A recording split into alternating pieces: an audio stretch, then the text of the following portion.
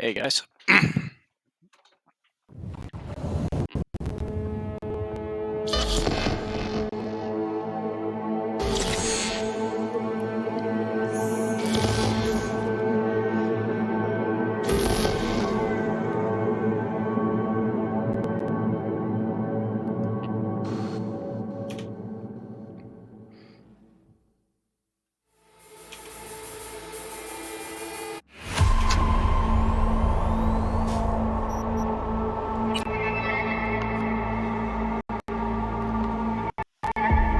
Attention all Darktown residents. This is Kirk Hansen. An unmarked aircraft has crashed in our district. The crash site is now a restricted area. My people will proceed to secure it. The rest of you, go home and stay there. That is Dre Bullet. I'm imposing a state of emergency in Dogtown until further notice. More news to come as the situation develops.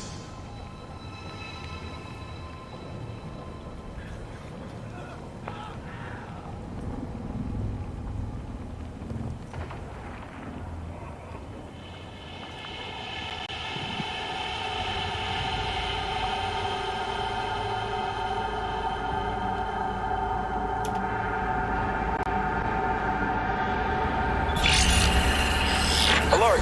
Myers sighted in Sector 2-1. Investigate, now! Detecting multiple patrol sigs, V.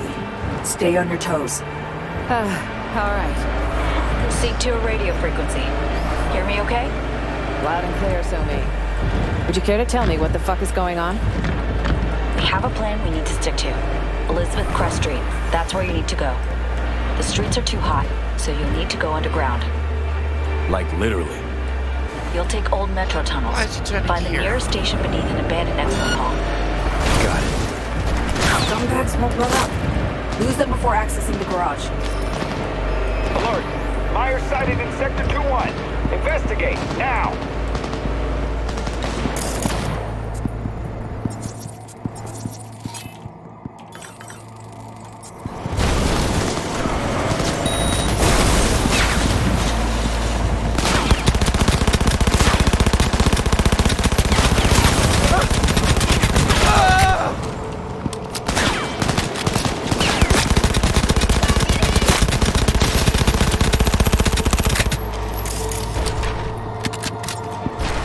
Get him away from me!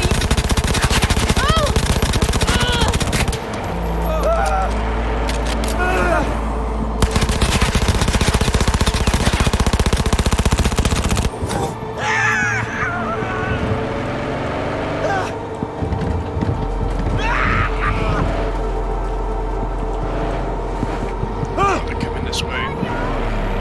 And it's still up there. Really don't Okay, friends, road's all yours. Send me your coordinates now. Thanks. Be there in a jiff. Madam President, Yes, we will get you out of this. I'm not my chief concern. Where are you? Shit! We've been made! These scumbags won't let up. Lose them before accessing the garage. Yo, Patrol!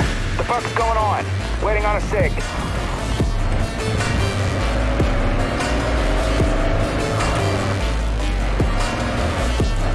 Stealth narcissist. Hit them from all sides!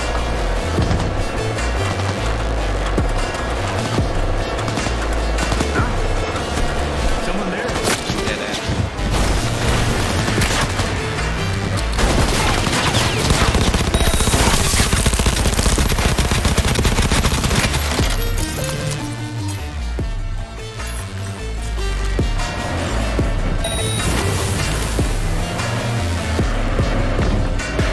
Seems we're in the clear. For now.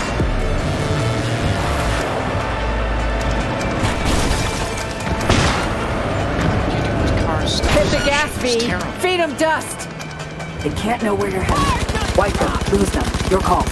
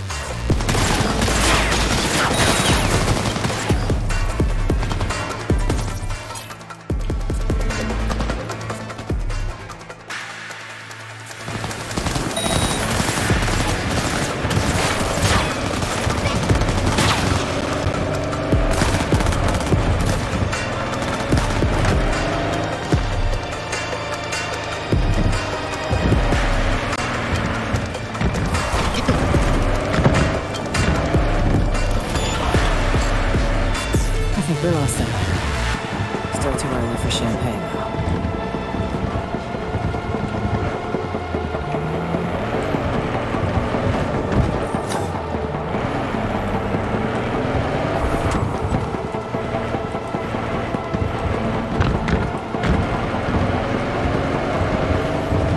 Outpost.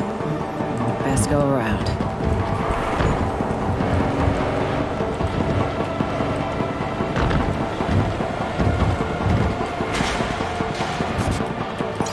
You lost him. On your own Yeah, like fucking that. turf. We're gone. That's it. Return Good to thing you base. grabbed the wheel. Looks clear. Finally. Nice change.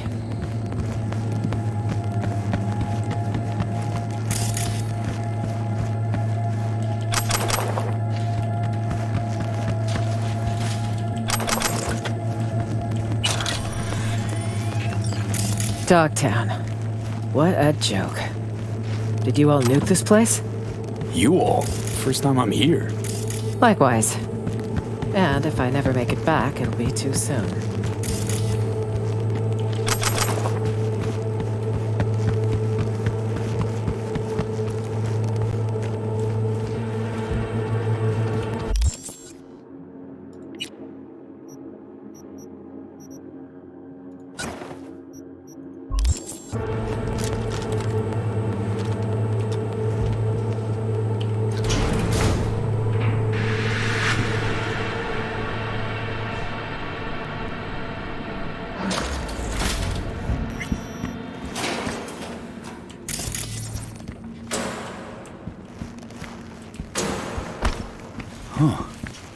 Looks like a kind of museum. Museum of wishful thinking. Where the rich bought and sold so many unfulfilled dreams. No need to delay.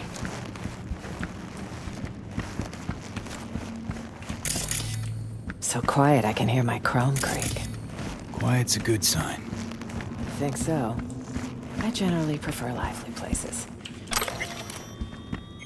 Feel free to ask her about those exhibits. Really wonder what she'll say.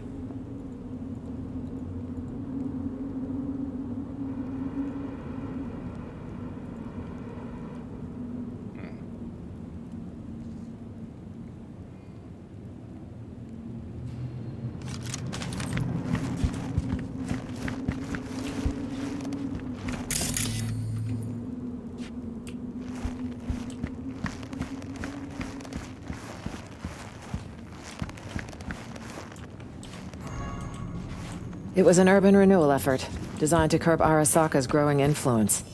Militech backed most of the projects. So Militech sank money into Dogtown too? That's not what it was called then, but yes. On paper, urban renewal. Under that cover, military infrastructure development. But abandon all hope of hearing a word of truth. A bright future, with the right financing. But wars scare off investors. Wars don't happen out of the blue. This? No exception. Orders were issued. There's the Rosalind Myers I know. Never a shadow of accountability.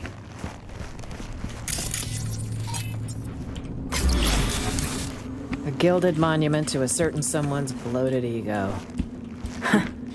Takes one to know one. Damn. There's no way around this? Songbird, got a sitch. Can you jimmy the door? On it. Ugh, the lock jammed. Gotta brute force it, V.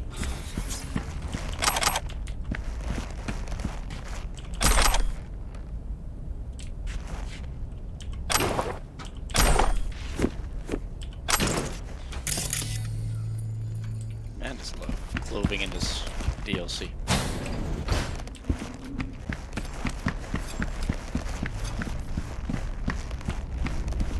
Just like this is a fight arena. Time to roll up your sleeves. No need. 3, 2, 1. All right. Head for the elevator, just across the room. Huh. One of Hansen's warehouses, it seems. Gotta find an elevator. Other side of the room.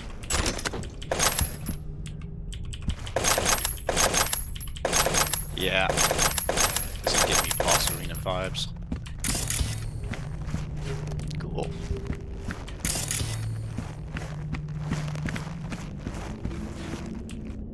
Let's hope we get the lights on.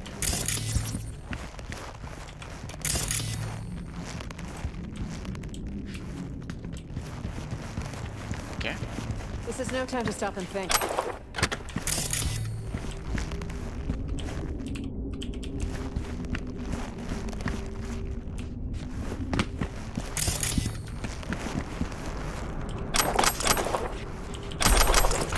Would they have football in Cyberpunk?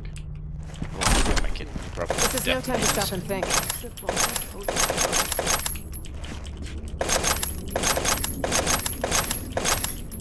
This is no time to stop and think.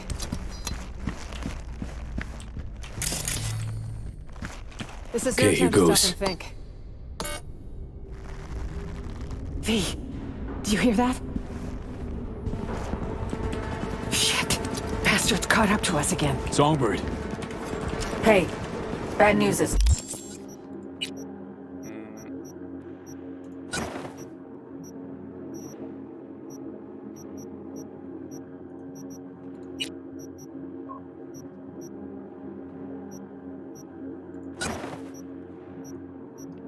time. Hansen's dogs caught your scent. Assault incoming. They must have geolocated the car you jacked. What now? Got a surprise for our guests. Making the final adjustments now. They won't get me! Keep them busy for a sec. Need that.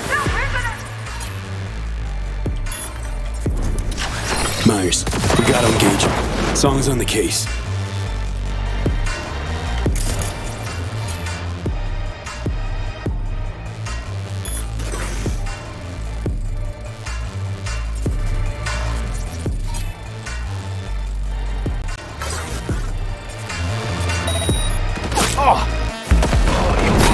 Hold your position!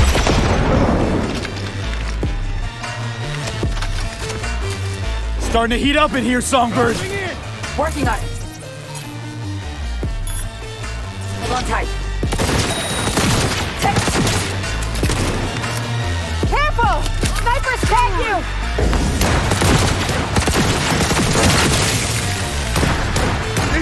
Almost there. Still melting that override.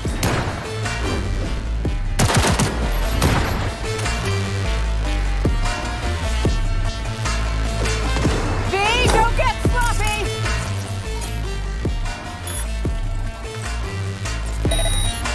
Surround them!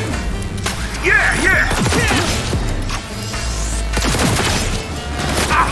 Excellent! I'll remember that one!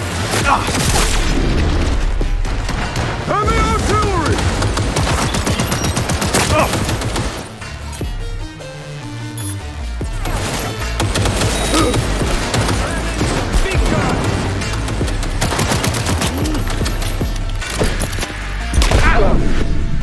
Damn it. Also, every single time I do to scroll down the quick hats, it turns off my quick hat thing. The overdrive for the net runner abilities. What's it called? Overclock.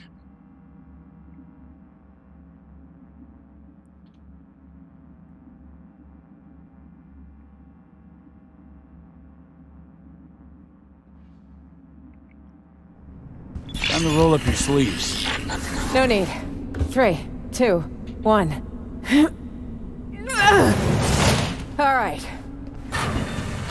Head for the elevator, just across the room. One of Hansen's warehouses, it seems. Gotta find an elevator. Other side of the room. They went to the store to pick up the merch.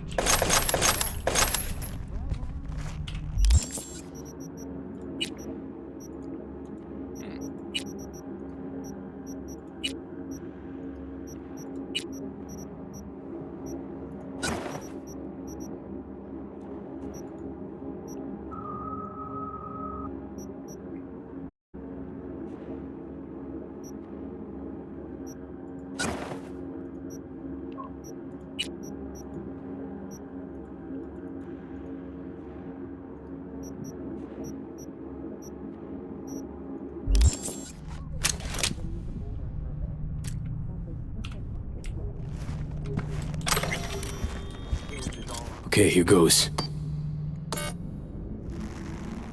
V, do you hear that? Shit. Bastards caught up to us again. Songbird.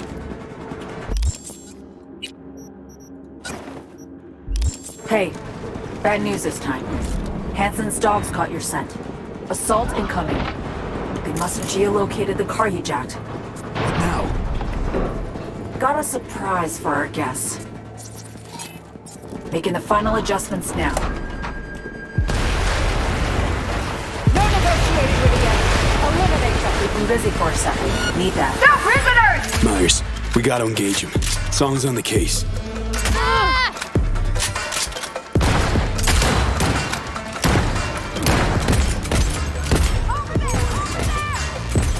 Let's zero them!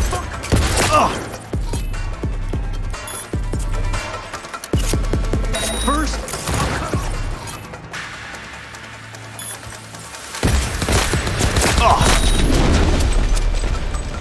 Sniper! Take him out!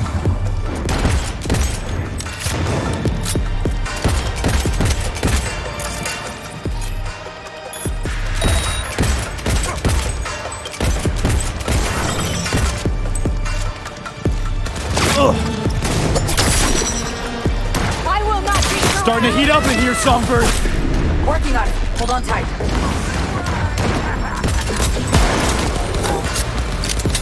Flank! On my way! Hold your position!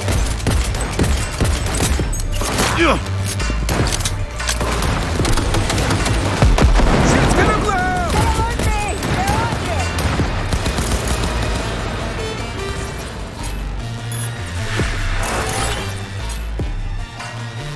Yeah, that's what I thought. Switches it off as soon as I scroll down, please.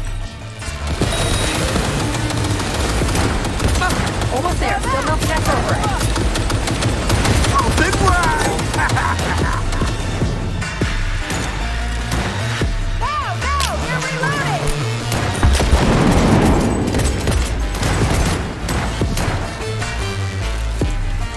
Where the hell did you lie on my back? Take him down!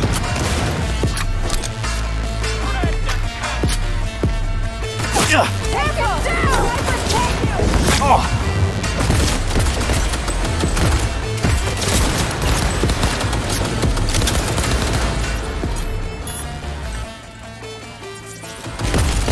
Really pull that out!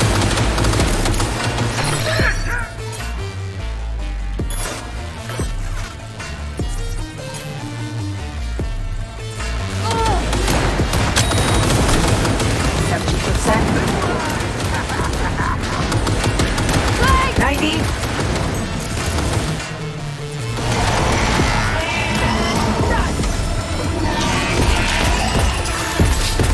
Please, a living fuck! Got him! It's moving! Meet the Chimera, a combat prototype from Militech Stables.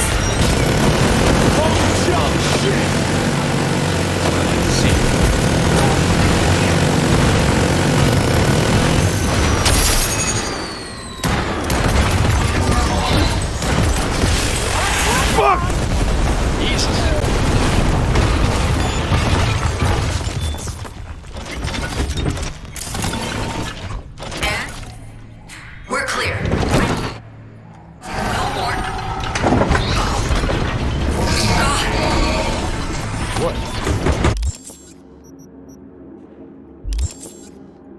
Oh God, what?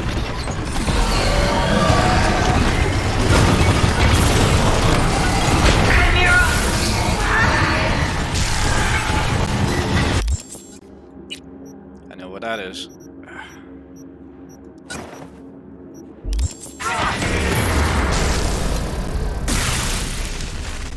Songbird?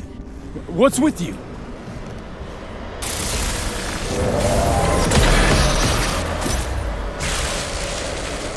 What the hell is going on, V?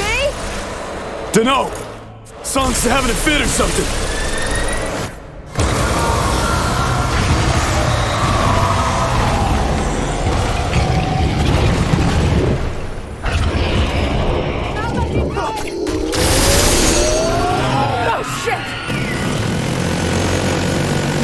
bitch went haywire! For fuck's sake, Somi! Slap a muzzle on the thing! This way! Quick! Through here! Come on, V!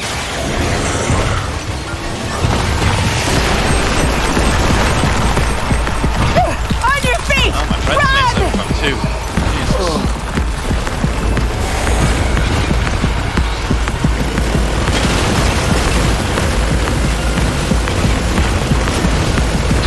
Up here! Escalator, go!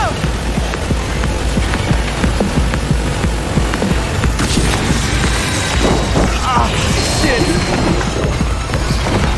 Through here, V! Up there! Elevator!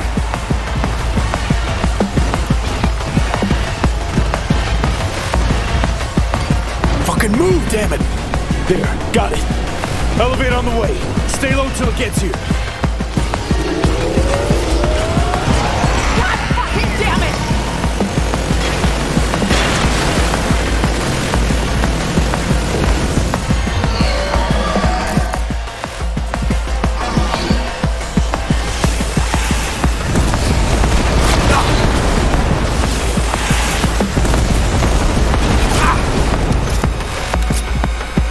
Elevator!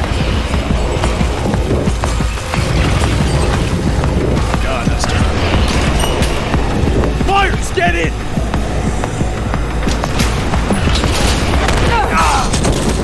Oh, shit! You wanna play rough? You're gonna get rough.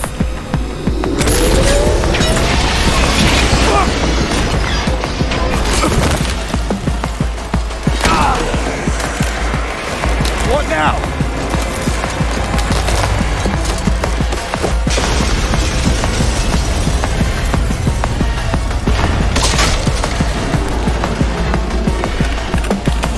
Oh shit, not good.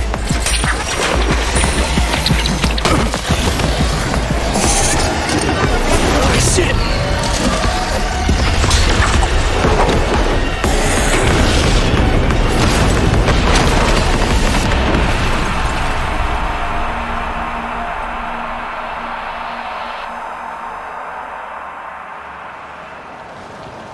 V!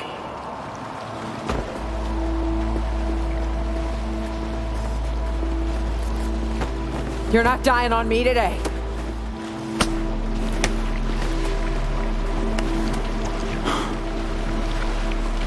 Nope. Guess not. Right. Good.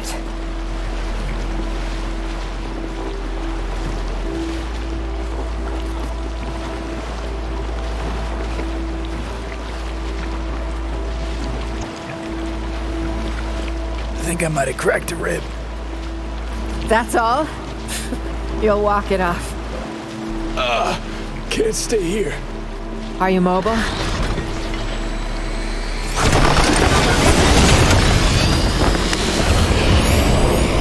Motherfucker! Will you just die? I like her. The fall wrecked it! Let's go! Take this tin can to hell! Drop the bastard! Keep the exposed bits! It's our only chance! Fuck.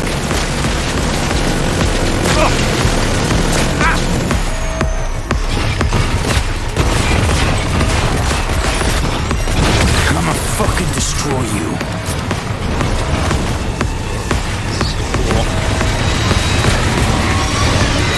Stand it, V!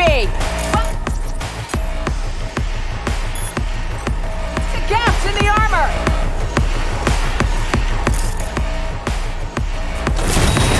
Damn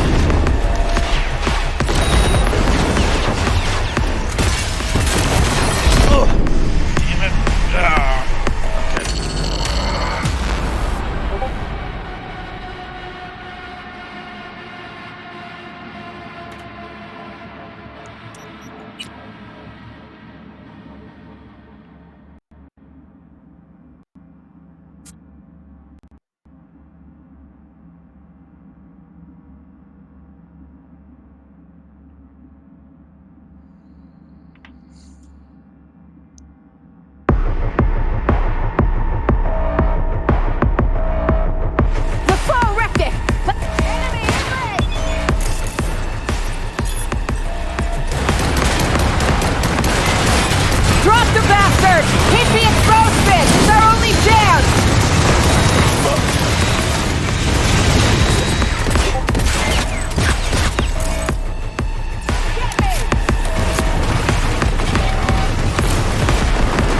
fucking destroy you.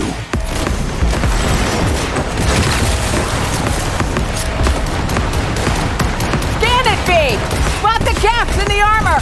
Let's zero them!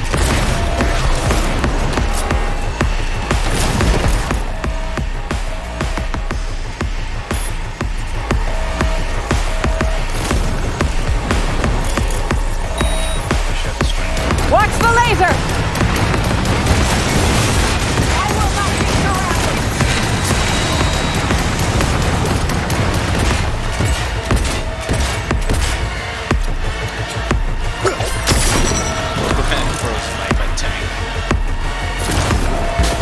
Let's zero them!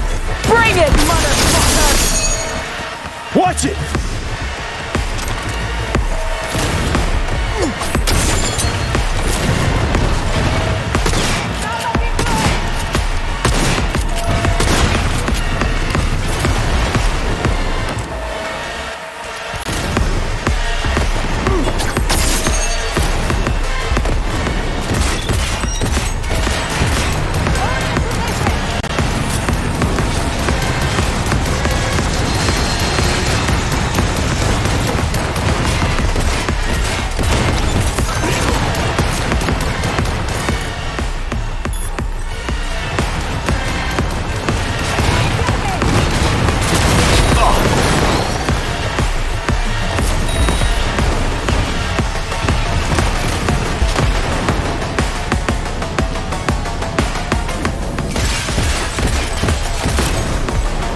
Aim for it!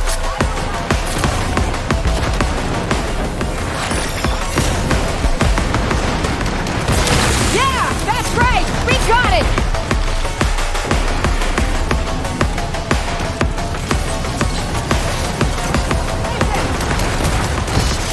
Tech down!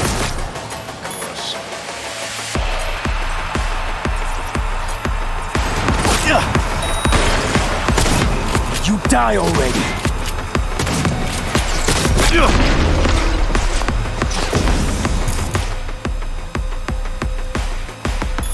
Don't let him gussy up the fat one! Scrap those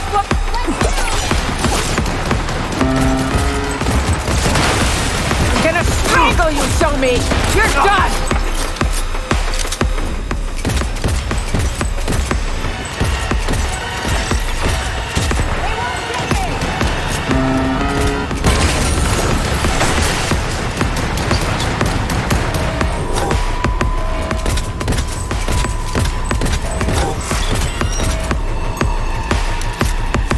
I will not be surrounded!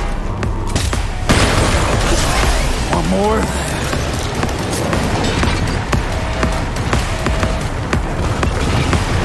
Don't get fried! Hey! I'm fighting with the President of the United States to take down a Technodrone.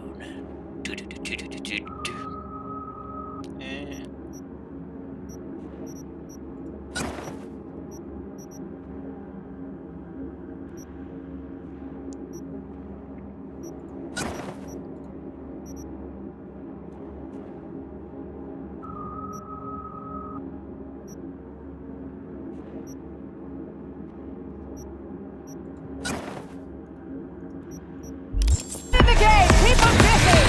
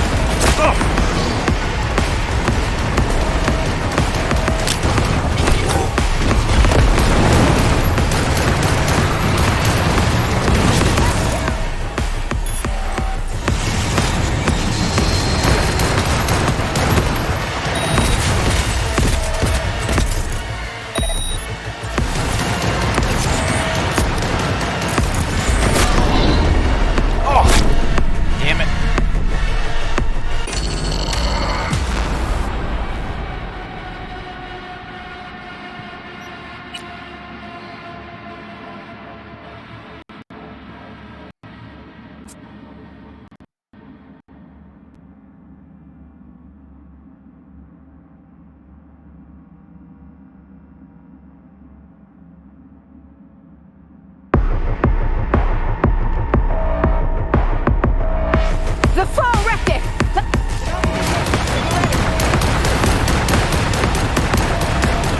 Drop the bastard! Keep the exposed bit! It's our only chance! Fuck.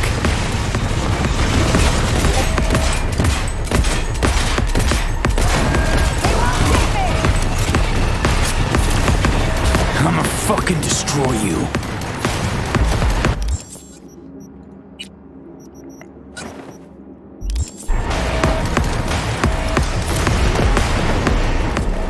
Armor's finished at the joints!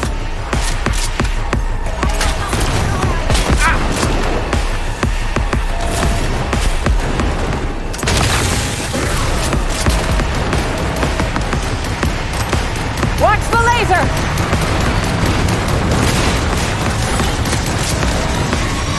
Let's zero them!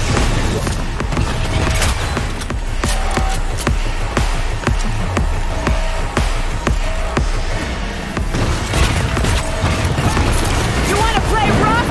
I'll show you! Watch it!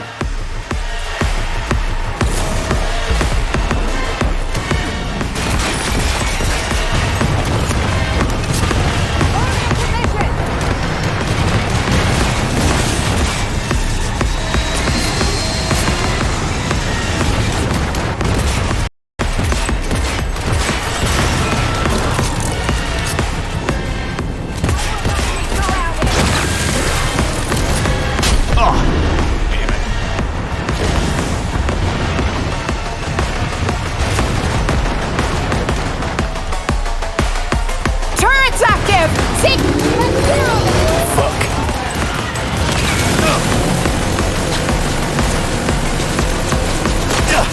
Bandage me! Lock the gaps in the armor!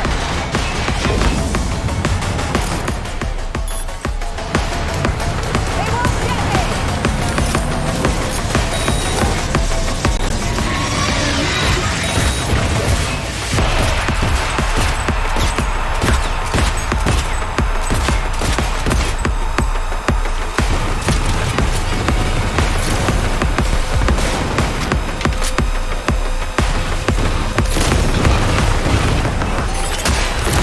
Come on, you son of a bitch! Face me! Hey, watch out! Be surrounded!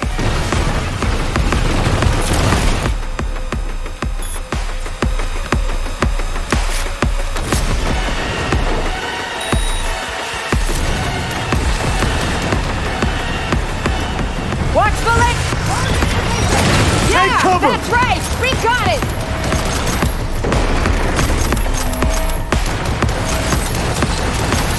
Shit! Not dead yet! Look alive! Tech drone!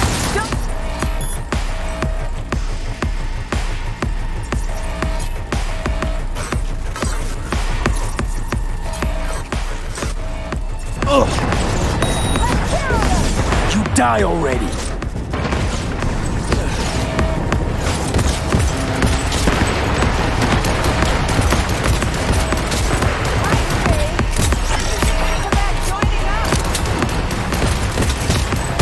I'm gonna strangle you, Somi! You're done!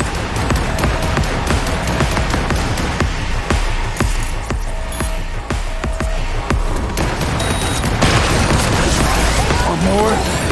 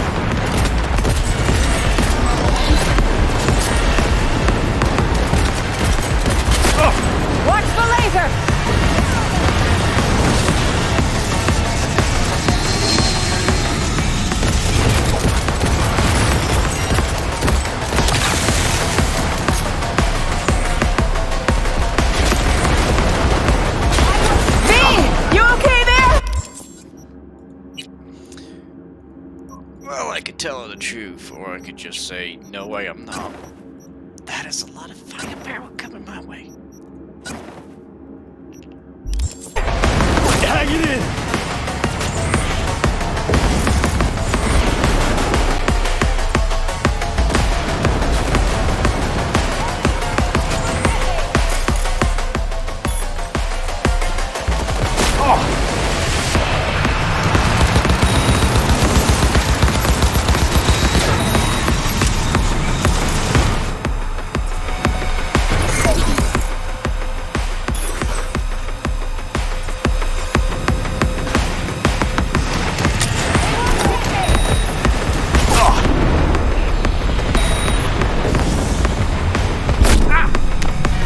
I had it! 35% left!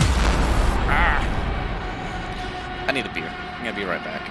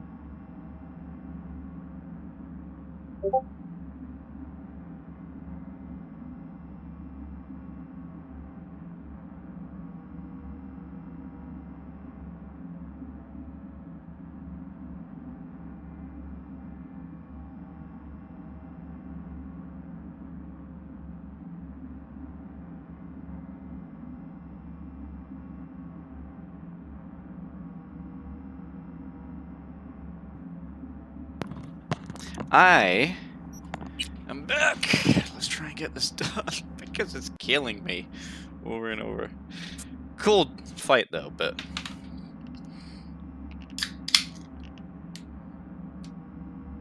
I'm pouring a beer right now. If I die while I'm pouring it, please don't blame me. It's just I'm thirsty. The foe wrecked it!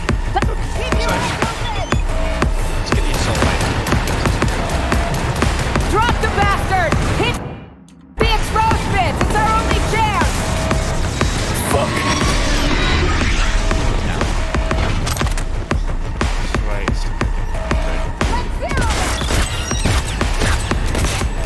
I'ma fucking destroy you.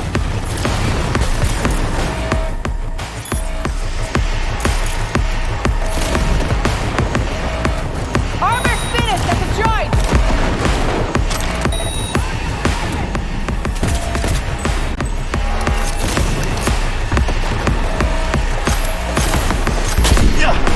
Wow!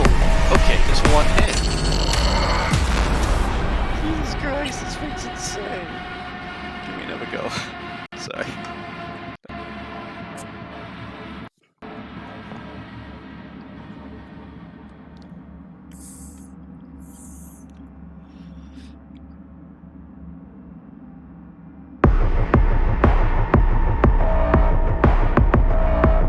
The foe wrecked! I will not be surrounded! Drop the bastard! Hit the exposed bits! It's our only chance! Fuck. They won't get me! Armor's finished at the joint!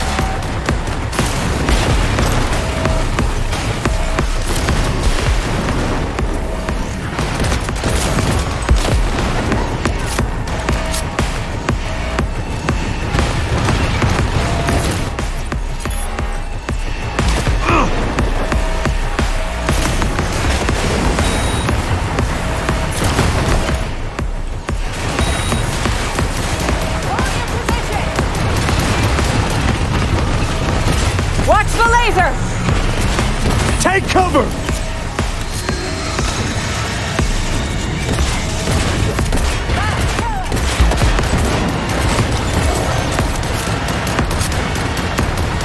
Get ready for a barrage!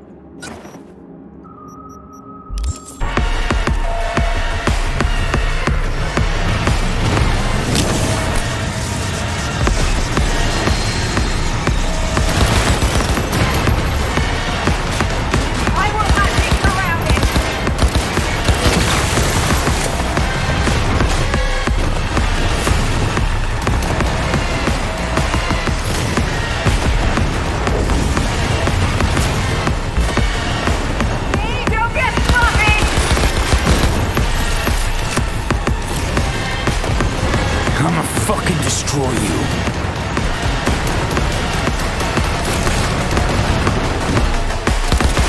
Aim for its weak bits!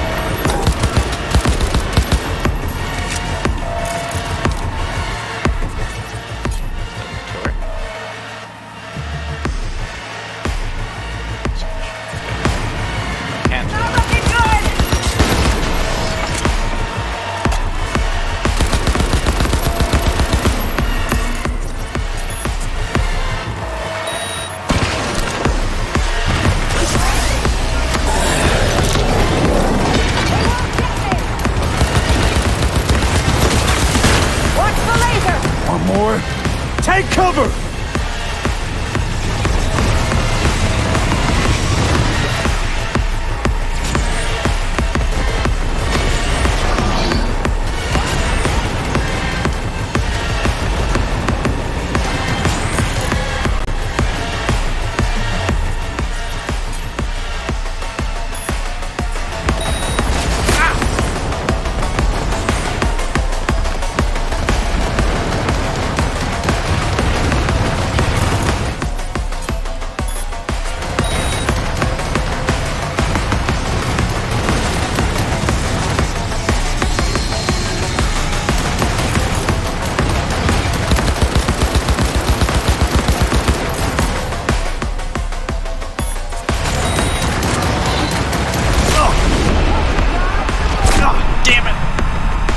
There's always that one.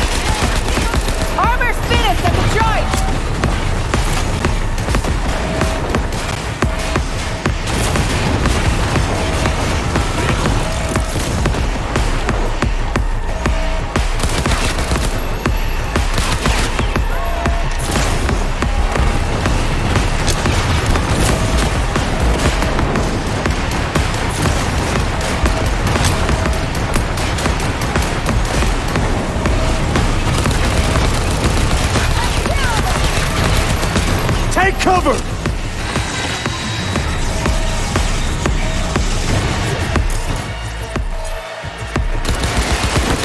Right here! Get ready for a barrage! Fuck.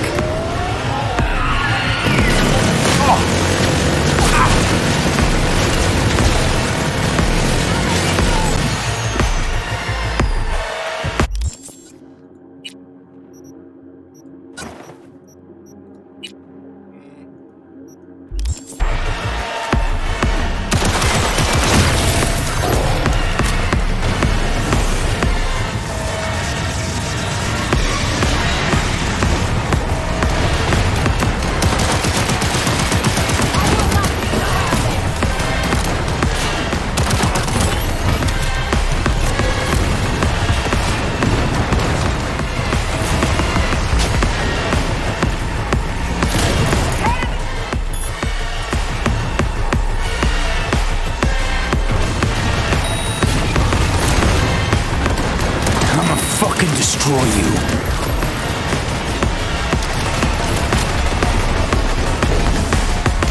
Aim where it hurts!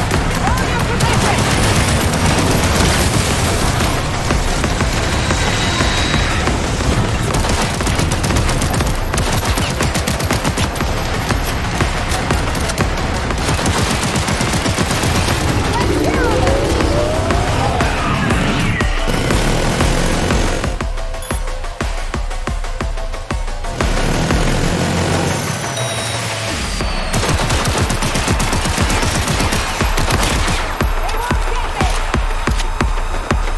Come on, you son of a bitch! Face me! Yeah, that's right! We Hey, got watch it! out! Oh, I love the Lex, but it eats bullets like breakfast. I can't craft. Okay. Shit! Not dead yet! Look alive! Textra!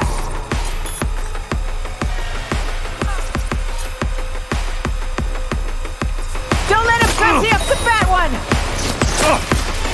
You die already.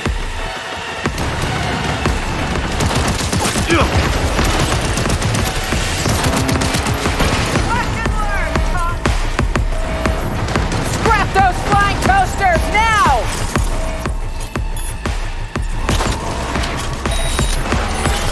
V! You okay there? Hang it in. One more.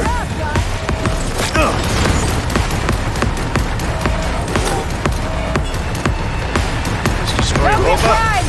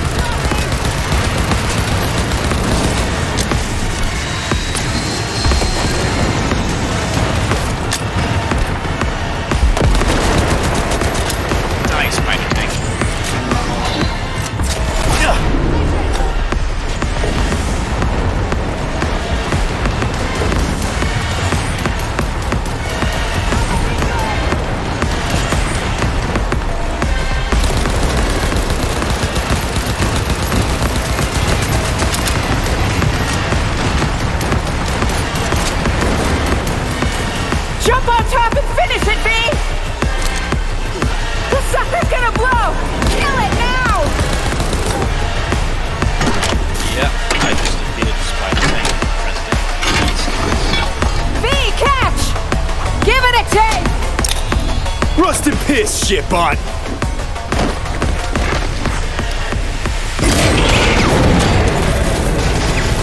Nicely done. Good fucking riddance.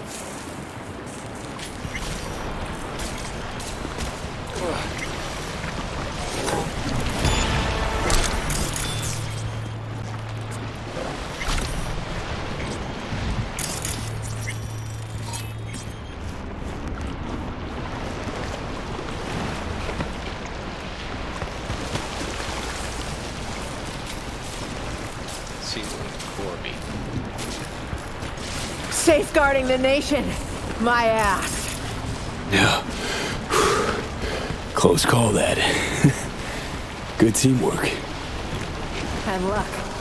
A pile of luck, me. Grab what you can, and let's head out.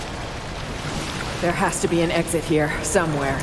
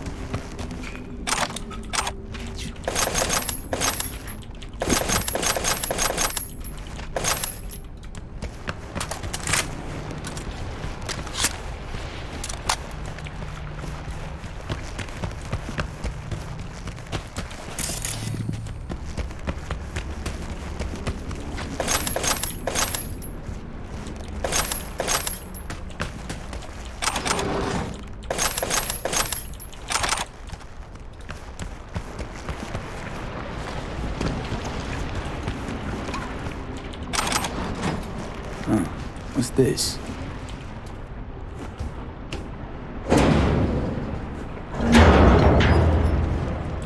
Good stuff.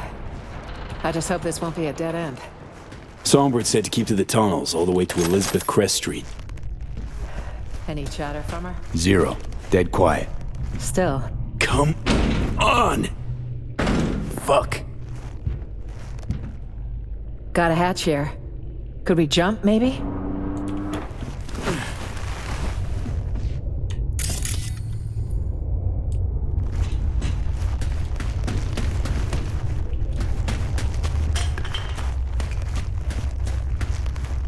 Hold up, V. Let's pause. Think for a sec. What's eating you? I don't like this. Can you try calling So-Mi again? Okay, gonna give it a shot. Be the Songbird. Starting to worry us, girl. Song, are you there? No answer, huh? Guess you got me and only me. Great to see you again, Johnny. Curb the enthusiasm, kid. Never know. Could need me. So? Did you reach her? Nothing. No response. Shit. What happened back there? With So-Mi?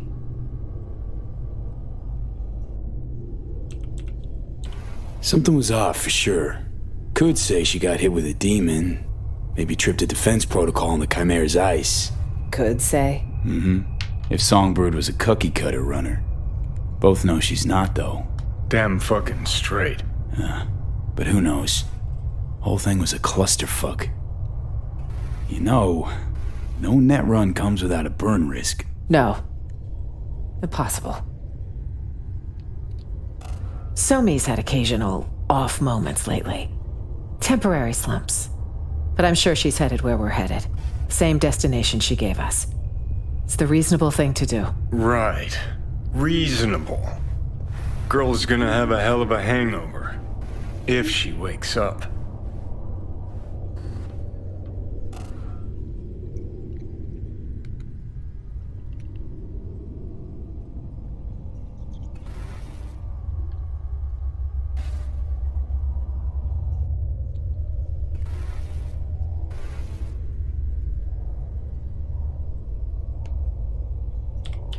How you figure that?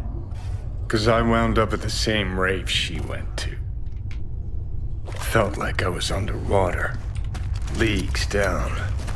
Tried to surface, but this suffocating, sucking sound pulled me back in. Then when she lost control of the Chimera, the water turned into fucking boiling tar.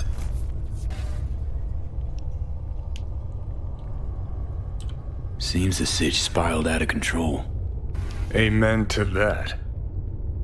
Though actually could have been a straight overload. Seen runners caught in those. Shit's ugly. So, can we move on?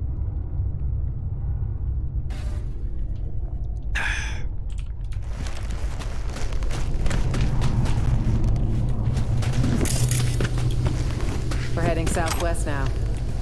Feels like we're circling back. Yeah, saw mention an abandoned building. Place to lie low. No heat sig. Should be relatively safe. I pray you're right, Somi. Ooh, what's this? Firecracker. Power. That shoots explosive rounds.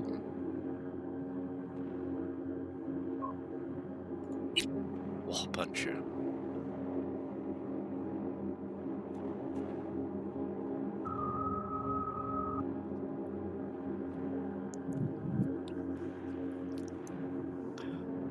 Oh my.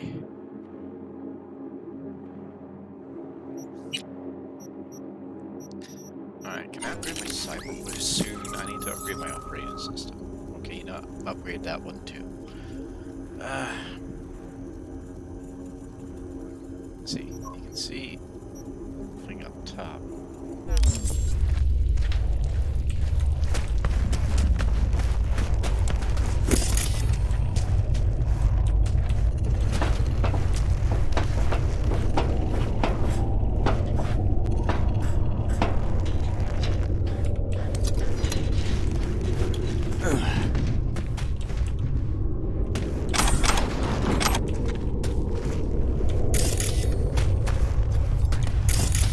Pushable, you think?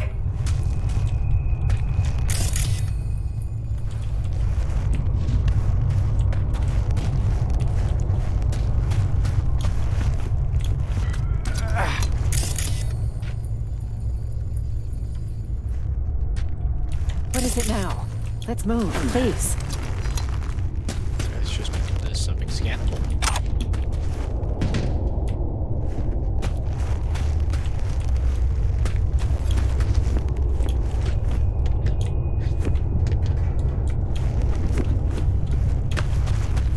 What is it now? Let's move, please.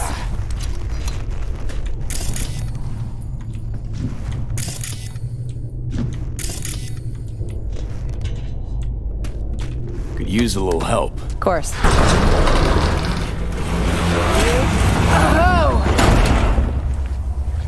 A damn fork? Well, we didn't account for this. Which way now? Let's try this way. Looks promising.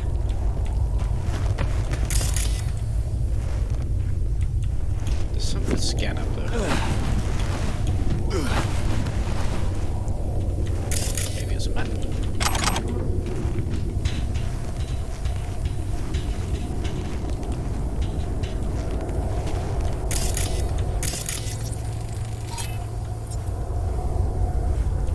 That's it. So expecting something. Unless it comes to work. Okay. Cameras. Hot as Satan's balls in here. Should plug them. Look for a valve.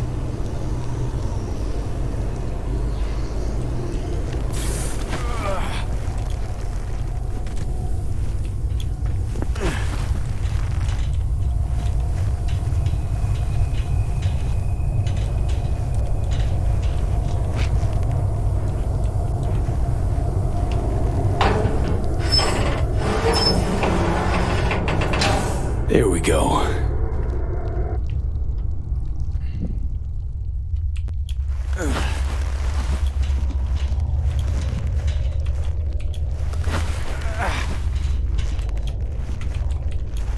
Come on. I keep hitting the ceiling here.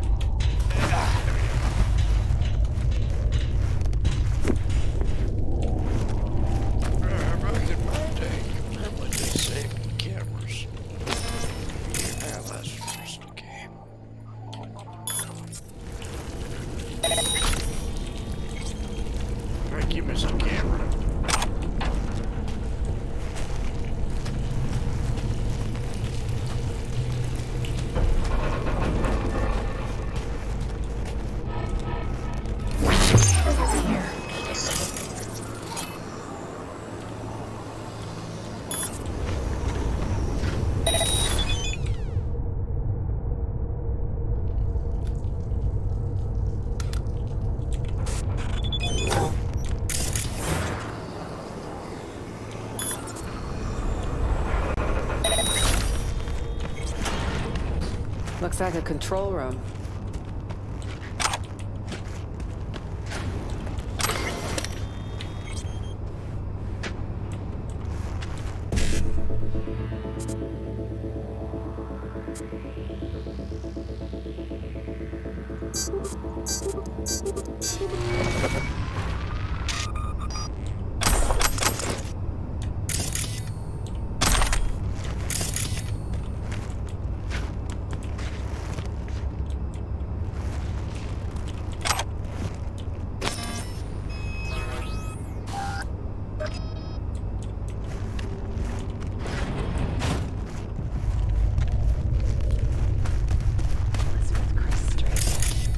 Bullheaded Betty, that's what we called her. Re-elected 9 times. Believe it? She must have had her ass welded to that seat. Funny how she has her own street in Night City of all places. That jealousy I'm detecting? Please. Jealous of what?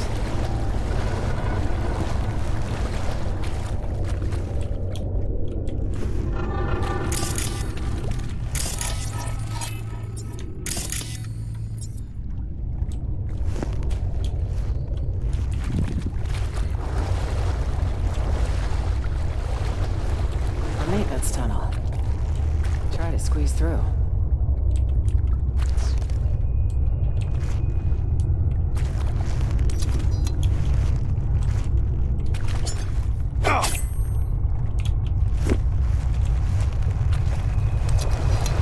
So far, so good. But the faster the better. Come on.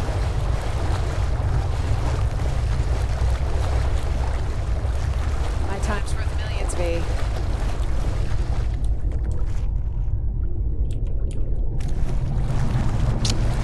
I feel so fucking rich for using it. Come on.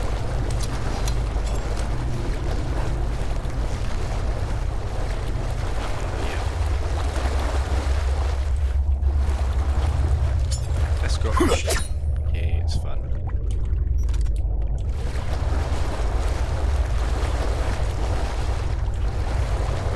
What the hell is she doing? She watching the back?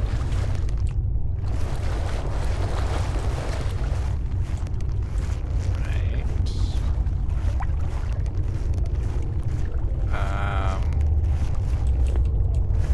You don't know what to do. You're just kind of waiting there.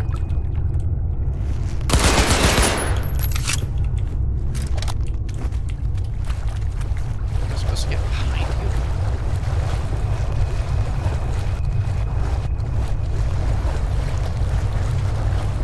Okay.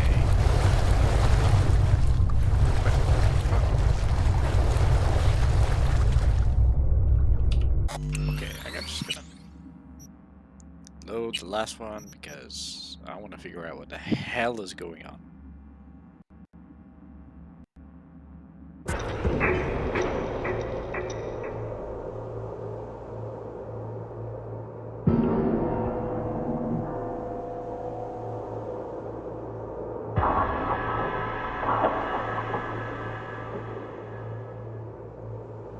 Bullheaded Betty, that's what we called her. Re-elected 9 times. Can you believe it? She must have had her ass welded to that seat. Funny how she has her own street in Night City of all places. That jealousy I'm detecting? Please. Jealous of what?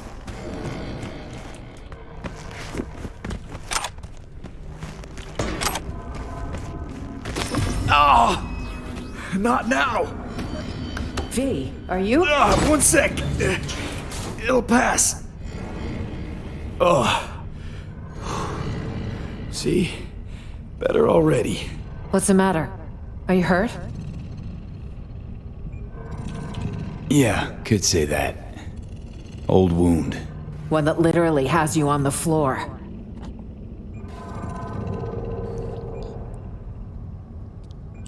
Got a experimental Arasaka biochip in my brain.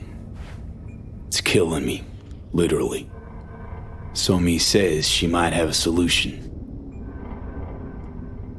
Wait. You're talking about the relic. That'd be the one. The secretive tech someone stole from Arasaka. On the day Saburo lost his battle with mortality, no less. Bingo. So that's how she could reach you. It also goes a long way toward explaining the nature of your deal. I appreciate the candor. I'll be right back. Seems it's all for one and one for all, if we're to survive.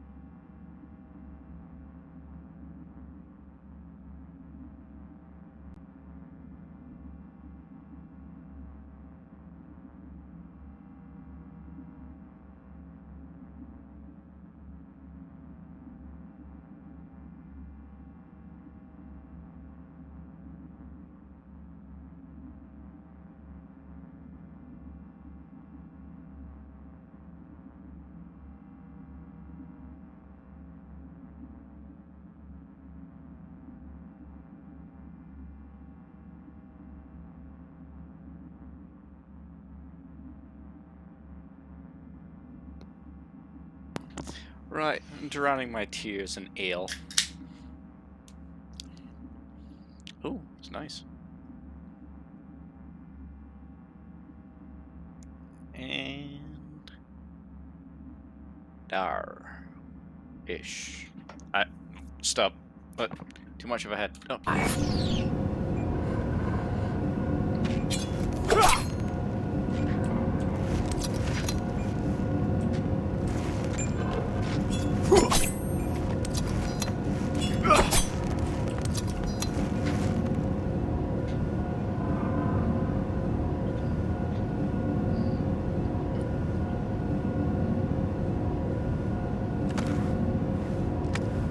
Expecting more trouble? Tonight, I expect nothing but. It's best to be prepared for any contingency. Okay, this is us, 8th. Great place for an ambush. Can't get pen. Hopefully, no one else thinks so.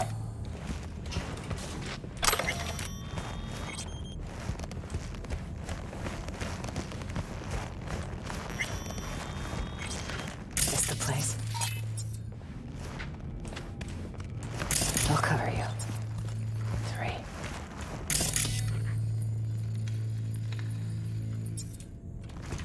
Minor.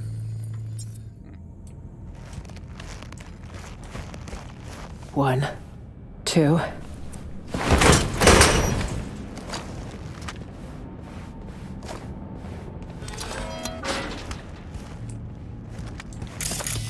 Pitch fucking black. Where are you, Zomi? Huh. Guess who got here first? Seems so. I'll have to sit tight. Though I assume I'd rather not sit in the dark. Power would be useful. You could also get the radio up and running. What? Can't miss our daily dose of fear-mongering? We need to know the situation on the ground. I'm gonna change out of this mess. High time. Change. Into those filthy old rags. These filthy old rags won't be smeared all over every TV and terminal screen in the city. Unlike my presidential best. Have a look around. I'll join you in a minute.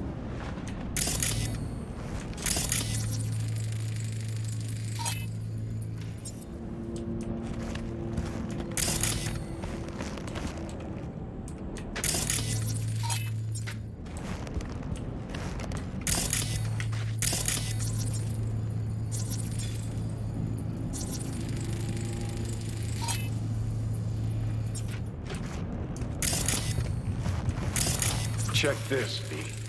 Attempted postmodern art. More like a home-cooked generator. Maybe we kick-started. Literally. Uh-huh.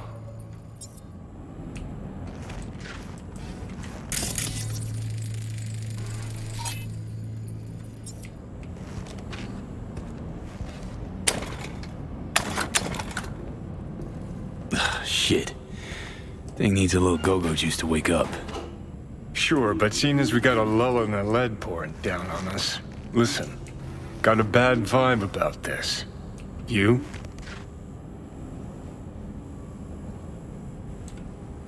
Makes two of us. Gig's got too many twists and turns.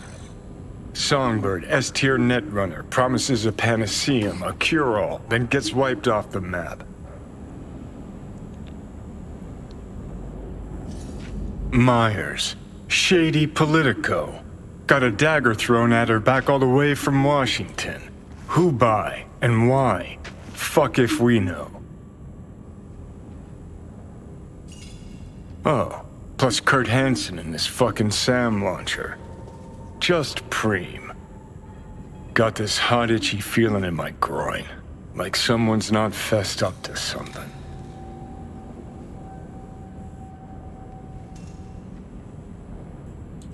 Huh. Saying Songbird didn't give us the full picture. Our mystery girl. Usually love a bit of hard to get, but trust me, rarely ends well. Well, not like we had time to really chat. Spent most of it running. SF1, run, Chimera, run again. It's just, got some questions for the chick. Hope we get a chance to ask them. Anyway, let's get this power sitch sorted.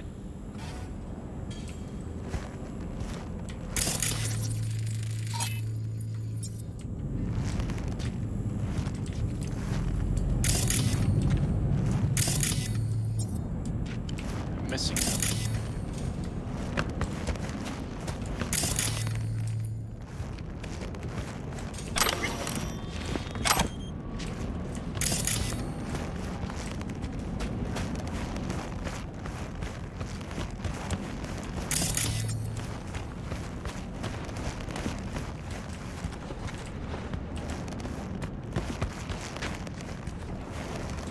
All good in there? Yes. I know how to change clothes, V. Just because I haven't had to for 12 years. Really? That's fucked.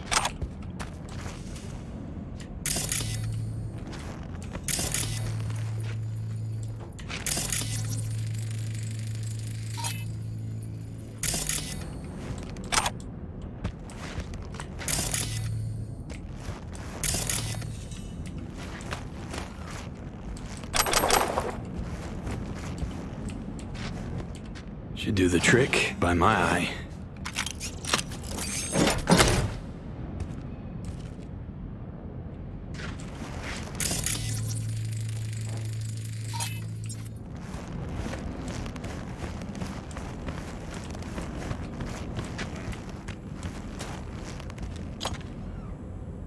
In you go. Fire it up. Fingers crossed. Goes. And the maze balls. Look what I found. What do you say? There's more in the fridge. Feel free. You earned it.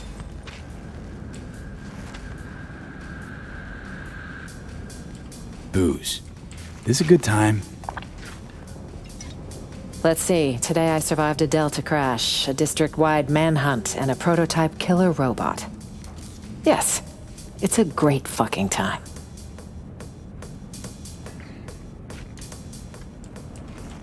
Nothing else is burning. Just earned yourself a vote, Madam President. Are you even registered? Housewarming gift from Songbird, maybe? Wouldn't it be wonderful? And circling back to Night City, speculative chatter continues tonight around the downed passenger craft. NUS representatives claim President Rosalind Myers was aboard when catastrophe struck. City officials have yet to release any statement. However, one all too familiar figure did decide to speak out. Kurt Hansen, the self-proclaimed leader of Dogtown, called a press conference earlier today to offer his take on the situation. I'm being framed, isn't it obvious? The NUSA's been out for my blood for years. Now, I'm not without flaws. But another thing I'm not is suicidal. An attempt on the life of the head of the NUSA? What transpired in Dogtown is no trivial matter. I urge you all to consider the true motives behind this spectacle. The NUSA will take any excuse it can get to send forces into Dogtown. And will they stop there? No. You, good people of Night City, are next in the fucking line. Shit. Mark my words. This. Troglodyte's clever. Maybe too clever for his own good. So Hansen decided to wave a classic false flag. Sow doubt, reap apprehension towards any NUSA attempt to get you back. Both ends fight in the middle. Well, you sure know how to cheer people up. Some mysterious party's out to trigger war. An attempt on my life's a damn good casus belli. Gotta let Washington know you're alive, ASAP. Ah, call Washington without knowing who'll answer, friend or foe. Or should I go outside? Give Hansen snipers a big thumbs up. No, V. Neither's an option. Hear that? Footsteps. Songbird? Maybe. Can't be sure, though. It's our lucky day, Chumba. A penthouse with a view of the city. And lights that work. No, this doesn't feel right. None never does with you, does it? Fucking Killjoy. You want an angle on Hansen's airdrops? You got it. V, we need to eliminate them. Come on, man. Let's have a look around. Wait. I'll be I wanna there. try talking first. I hope you know what you're doing. Weapons! Now! What the fuck? I won't say it again. Yo, chill. Back the hell up! That's better. Weapons! Now! What the fuck? I won't say it again. Yo, chill.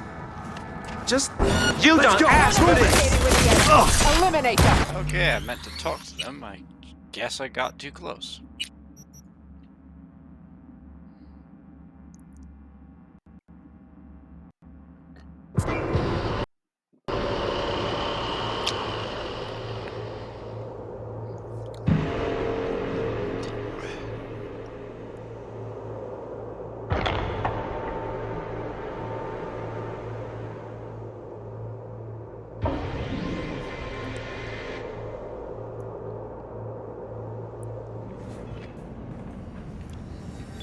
Hear that? Songbird? Maybe. Can't be sure, though. Stop. And what? V, Come on, man. Let's have a look around. I hope you... Weapons! Now! What the fuck? I won't say it again. Yo, chill. Just looking for a place to hole up for the night. This one's taken, clearly. Told you.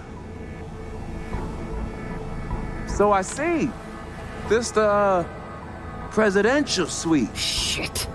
Word is, they a bounty on the head of Rosalind Myers. What we gonna do about that? Had a chance to walk away. Should have taken it. No time, motherfucker. Are you ready?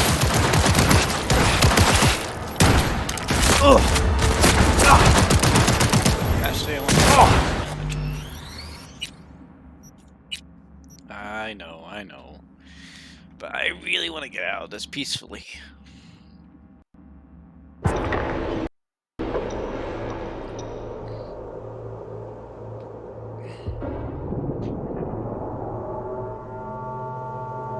Not to mention, if they become allies, they're pretty strong.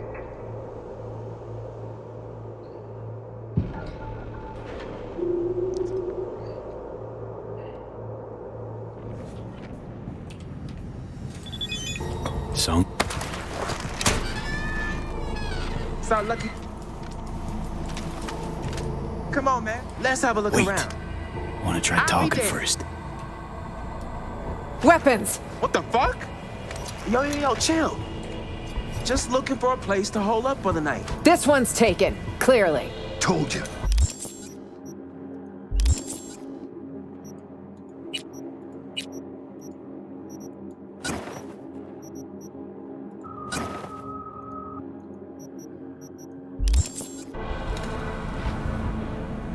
So I see.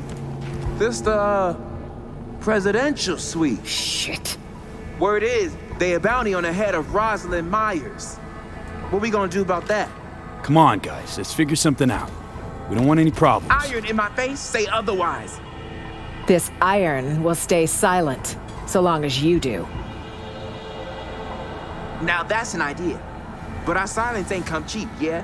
Whoa. Pump the brakes, man. Not now, Tay. I was negotiating. You remember negotiating with Hansen? What happened? Not now. That's the NUS president you're talking to. Guarantee the White House can offer more than some hermit warlord. The White House? But we already in Hansen's house. If we help each other, I'm prepared to pay double what Hansen would. Jacob. And what's that supposed to look like exactly? There's enough space for 4. Should be easy to stay out of each other's way. But if any uninvited guests arrive, we'll be counting on you to stand with us. This is your chance. There won't be another. Shit. But it could be our last. You got a deal, Madam Press. And want me a Ray Field. Jesus Christ. Uh-huh. Any model in particular? Shit, my ass will fit them all the same. Tell me where you want it parked.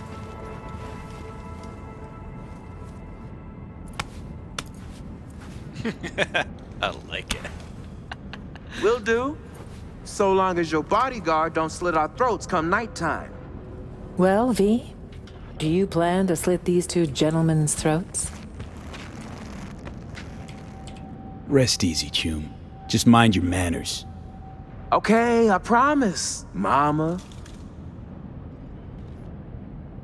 Well, all fucking right. We got us a deal.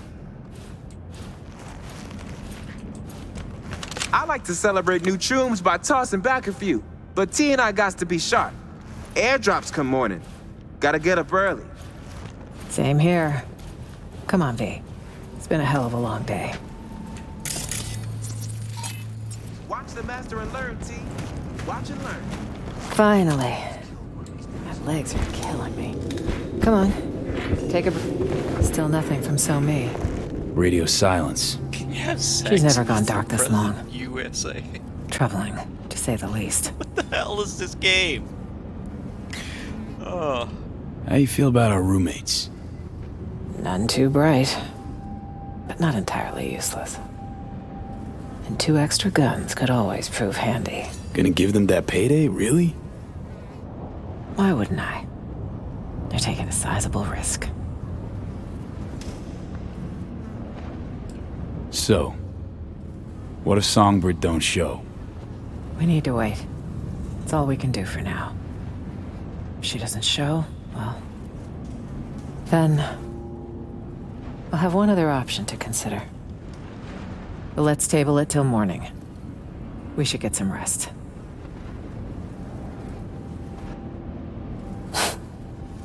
Surreal. All of it. What's that? I'd have been home by now. Reading the evening brief, glass of water and 2 sleeping pills waiting on the night table. Doesn't sound like you miss it much. See you in the morning, V.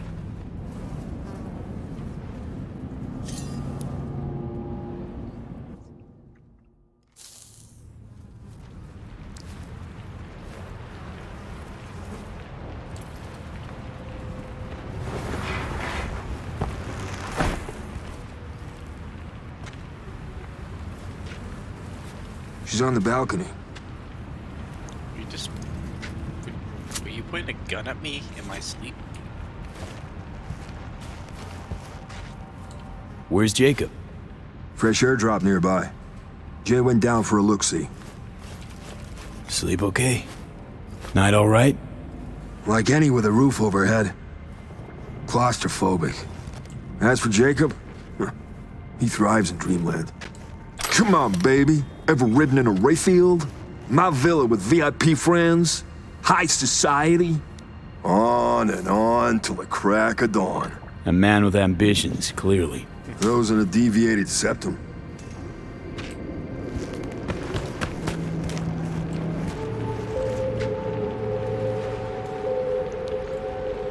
She's not here. Means she's not coming.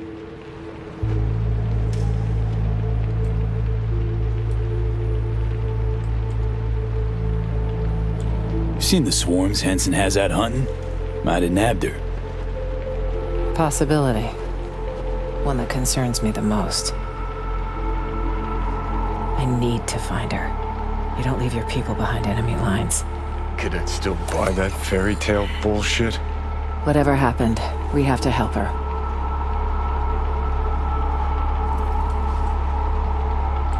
Listen, know we had a calm night, but you gotta leave Dogtown. How? In a car trunk? Fingers crossed? Hanson's waiting for that sort of desperate attempt. Okay. Gotta be a way. Let me think. Know my share of fixers. Bet we could get one Out of the question. They'll hand me over to the highest bidder. Gotta talk backup plan. Not a plan. A man. The kind we need. Solomon Reed's the name. 7 years ago, he headed up our intelligence efforts in Night City. He and Somi were a team. The conflict over, he went into hibernation. So he's out there somewhere. Reed's a man of principle. He can't be swayed, can't be bribed. If there's anyone we can trust now, it's him.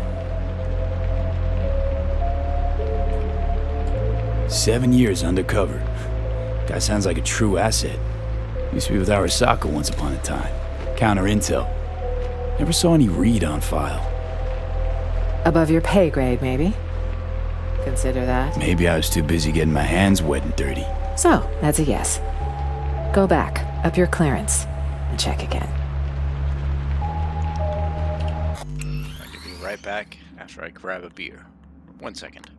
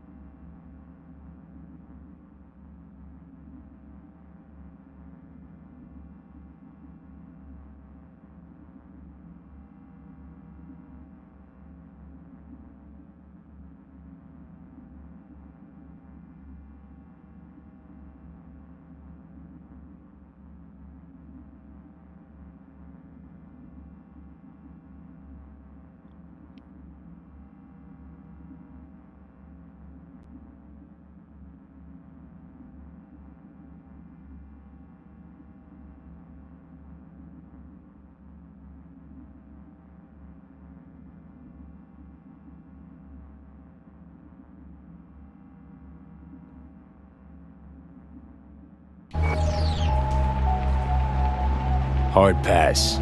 Closed chapter in my life. Good. Although Reed is likely to keep it open. Why? War's been over for 7 years. For some, wars never end. How do I find your guy? Guessing I can't just buzz him on his work hollow. Activating a sleeper agent is no simple matter. You'll need a dog whistle. What now? Don't tell him I called it that. It's a signal only Reed will hear. It'll be tricky. Huh. There was a secret comms channel accessed only from a Capitan Caliente nearby. The FIA used it before the war. The access code was 0931. Got a bad feeling, V. Meaning an analog landline. That crash tear open a hole in space-time? When sending sensitive information, you use the technology least vulnerable to interception, old or not. That Caliente should still be wired for it. Owner have a thing for antiques? He had a thing for federal money. And he might still be alive. Remember, 0931. Okay, seems doable. And I prefer discretion to destruction. I trust that's clear. Uh-huh. So what'll happen next? Reed will need to screen you. You'll show him this. It means you work for us. What the? A file will be created for you in the FIA database. Wait, back up. Tell me I'm a special agent now. That's right. Would taking the oath make it feel more real?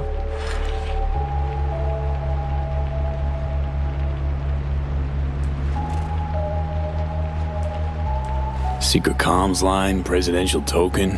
What's next? A coded message in today's scream sheet? That token is for your safety. If Reed isn't 100% certain I sent you, he won't hesitate to kill you. Yeah, nah. Let's skip the formal thing. Is there a problem? It's just a big commitment, you know? Can't swear to something I don't believe in. It's your choice. I understand this was sudden. Good luck out there, V. And don't let the bastards nab you.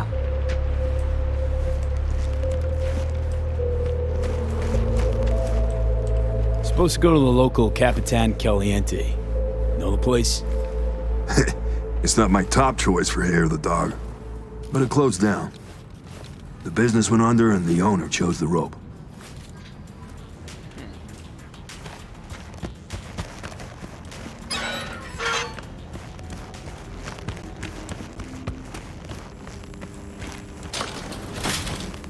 Hey, made the right call not taking that fascist-ass oath. Oh, yeah?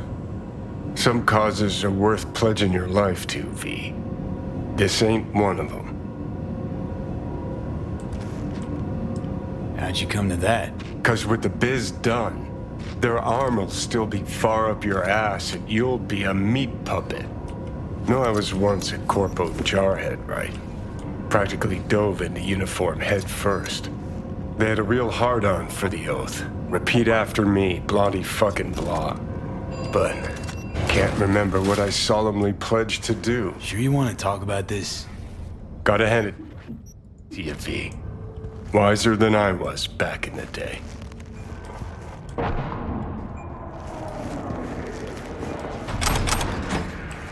Is this where we learned that Johnny used to be an agent until he defected? Well, look who's awake. See that crazy color smoke? Yep. Wham bam. One of Hanson's cargo drops, no doubt.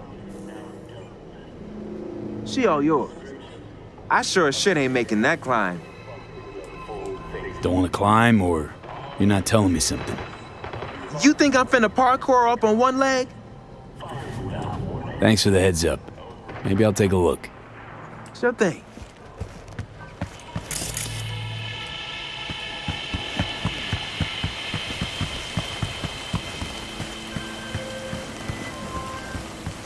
V, in Dogtown, are you?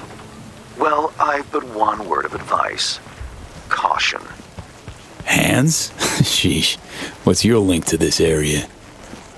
This is Pacifica's bumping, thumping business hard, where the real deals are done. So, we finally got to meet in person? I can say neither yes nor no.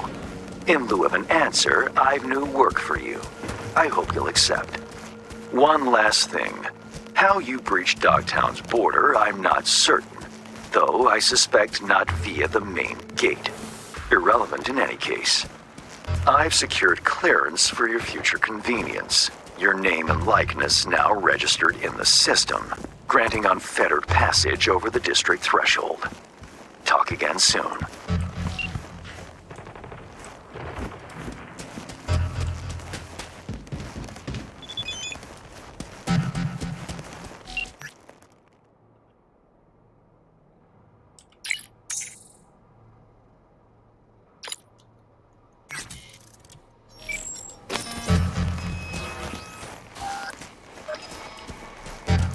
Kind of weird that they're kind of like job fixers, hitmen, and car salesmen. All it's just so weird that they're selling cars. Like, hey, you've done some good work killing those people, but now would you like an honor on a brand new Leo 2600? Go home before it's too late. When you want you. You can't kill everyone.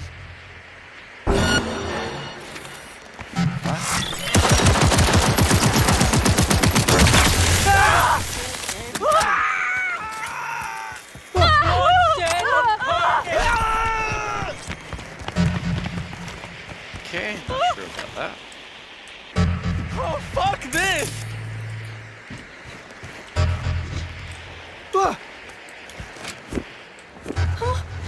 Not this!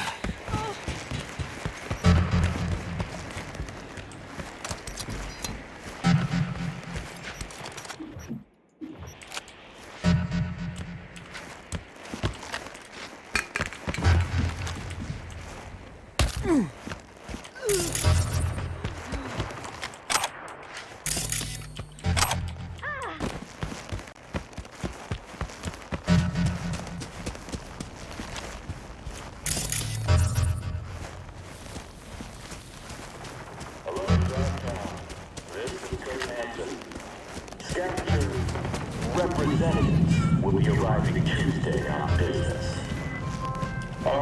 P, do you have a moment? Need to talk? I mean a longer moment. Can you come by the camp? I have a problem. Got a problem you're calling me? Thought you rejoined the family. Well, yes, I did, but I suppose that means you're not willing to come, am I right? On my way. Phew, thanks. That's good to hear. Give me a little more intel. What's your grief? Well, it would be better to... Let me guess. Saul, right? You know me well. Uh-huh. See you soon.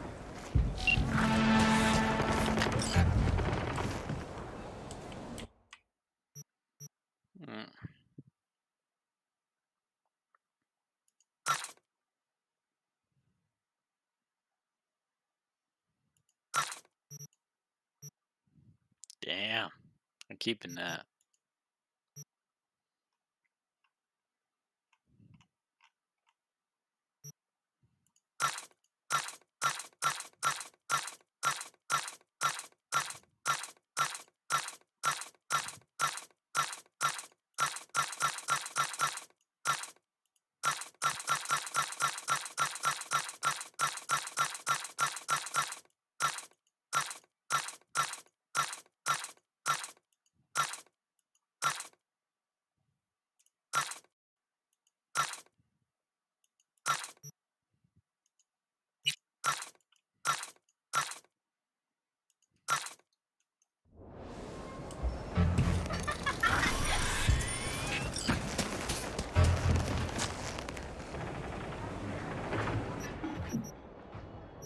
Can I just talk to these people?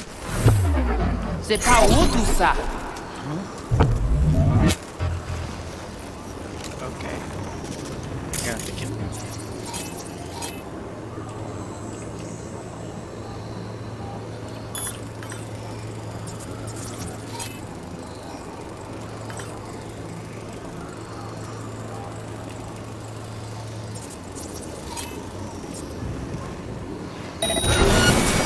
tear you apart!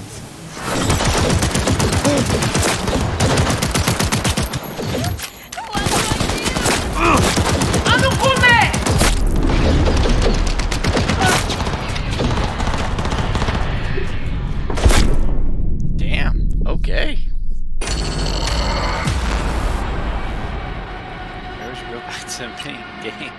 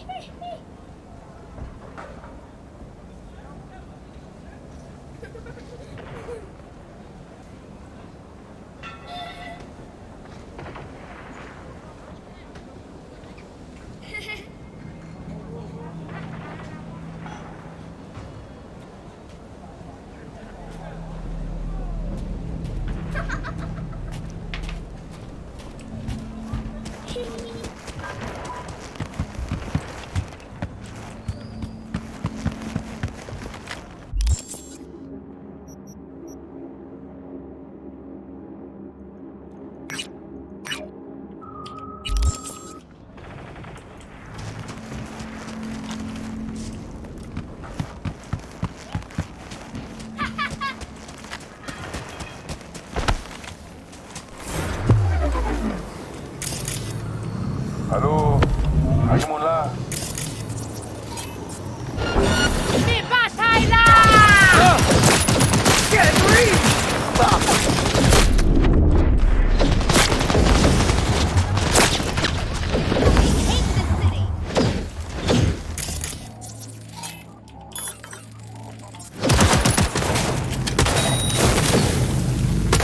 Cover me, I'm reloading!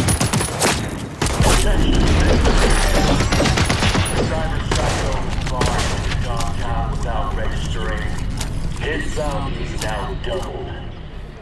His description, a big ass. Okay, not high enough level. Okay, no now. Oh my god!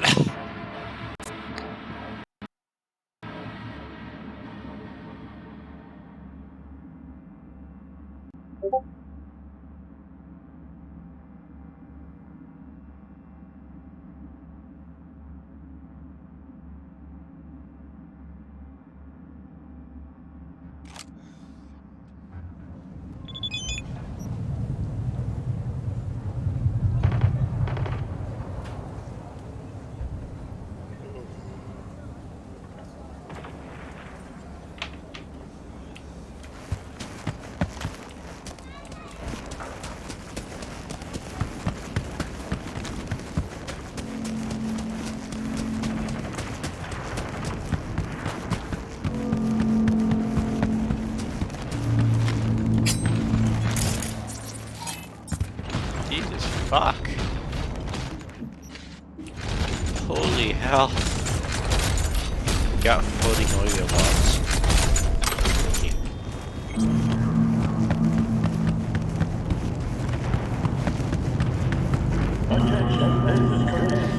You know what? You gotta think about something. In the future of 2077, most people have gotta be illiterate.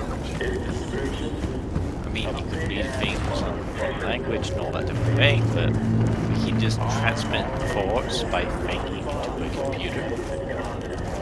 Then I guess not even just written words, unless you need them cataloged and all that, but the most common man raised up in society would be illiterate.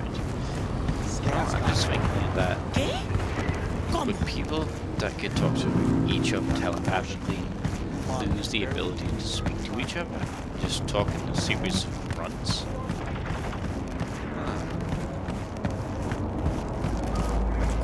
guess that's kind of looking forward. Like, so advanced forward that it can be returned backwards. I mean, I don't know how to make an iPhone. A 6-year-old in China does, but I don't.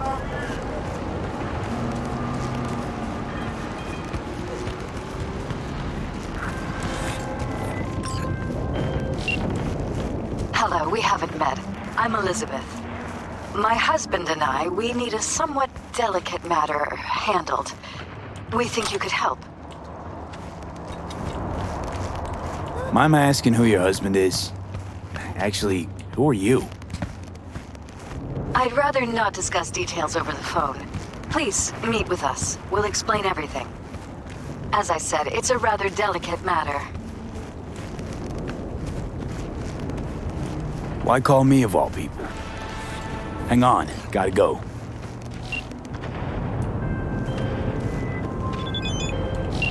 Okay, I'm back. Talk. Why call me of all people? Any particular You came reason? recommended. Yeah, who by? I'd rather not say. Not over the phone. Is there any way we could meet? Discuss some details? I would have helped you. Whole mess of cables. Sure, let's do that. I'll send you the address. See you. Probably just ran to the city, honey. Besides, he's grown. Let him go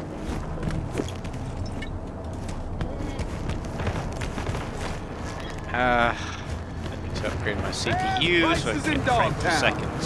Certified resale. Attention all residents. Kurt Hansen. Enemy collaborators infiltrated Dogtown. That means Past prices in Dogtown. Certified resale.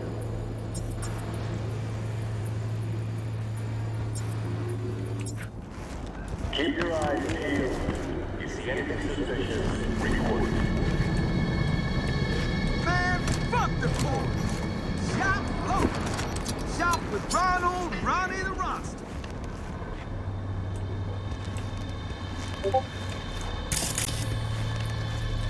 Get your fresh cut shards here.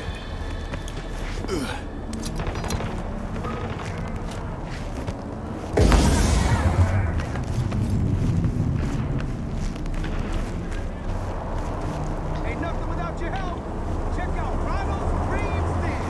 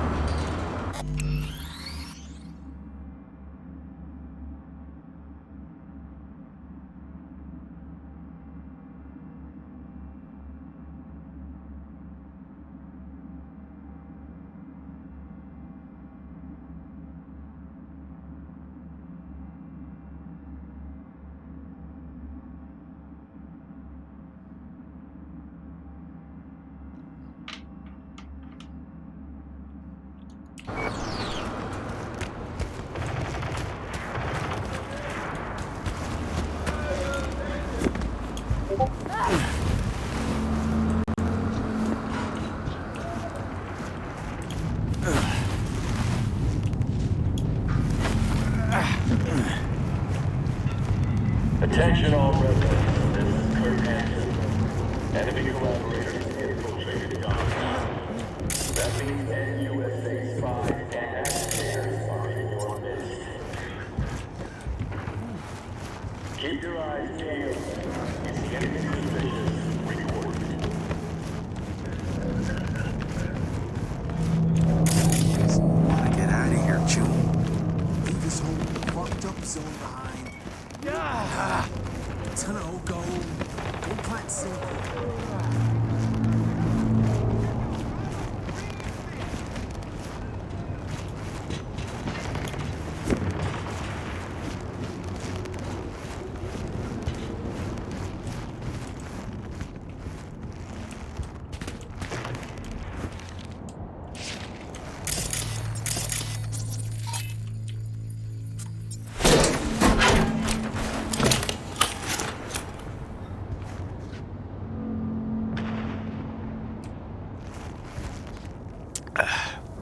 One second.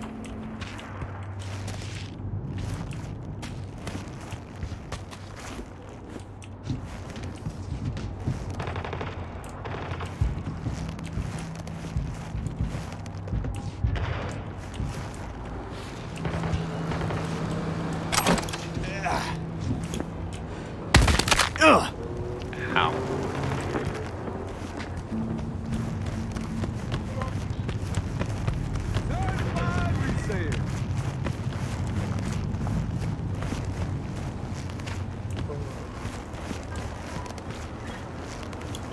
Man, fuck the courts. Shop local. Shop with Ronnie the Ronster. Capitan Caliente. Guy clearly went down with this place. Stash house by the looks of it. Right. Let's see what's here.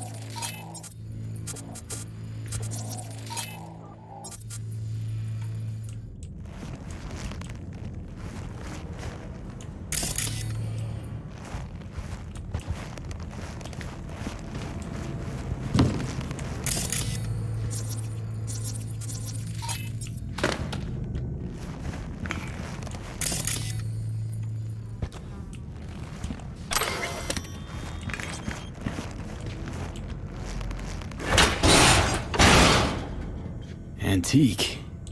Junky variety. Wonder if it even works.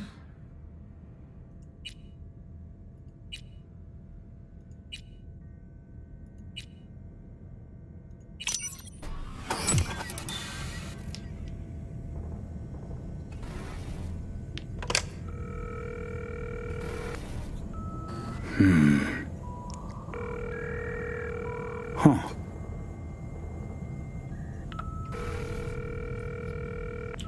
Oh, come on.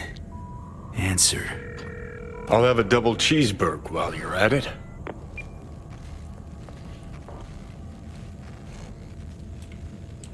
Reed? Listen, got no time to play games. Hello? Fossil's probably busted. Or you flubbed the number. What the fuck do we do now? Who is this? Call me V. Andrew Jackson, basketball court. Daytime. Noted. Not exactly loquacious, our man of mystery. Could just prefer text. Damn sure I do.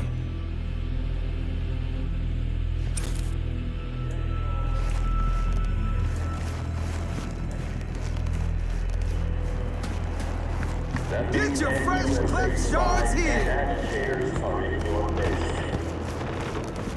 Keep your eyes peeled. Oh, it was a Anything suspicious, report. I wanted him to pass the assault and ended up...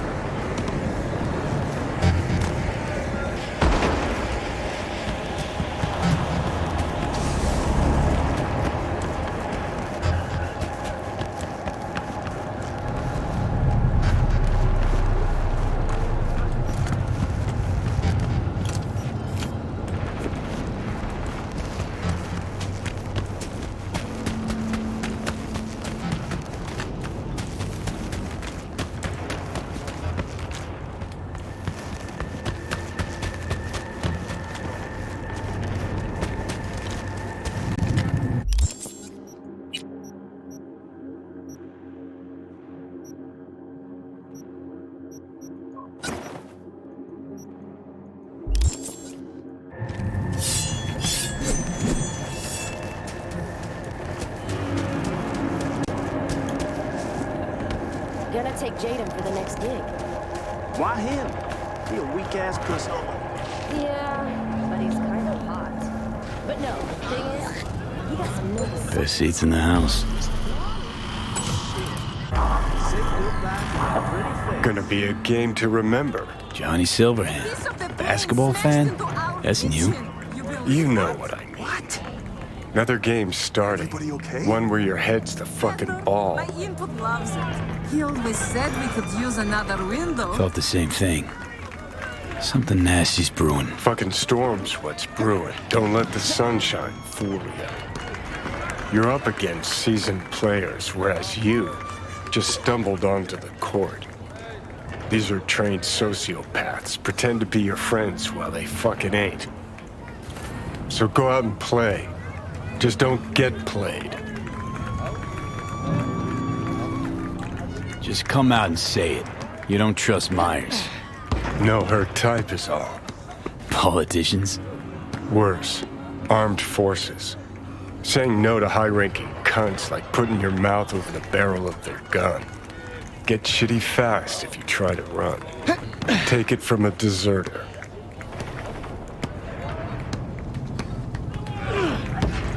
The dauntless Johnny Silverhand, scourge of megacorps. Here we go. Vanquisher of hypocrisy, bolted from the army. Give this man his fucking encore. Gog who enlisted was Robert John Linder. Got roped in with easy cash, promise of fame, glory. Linder snuffed it. Was a different kid who crawled home from the front. Johnny, I didn't mean to...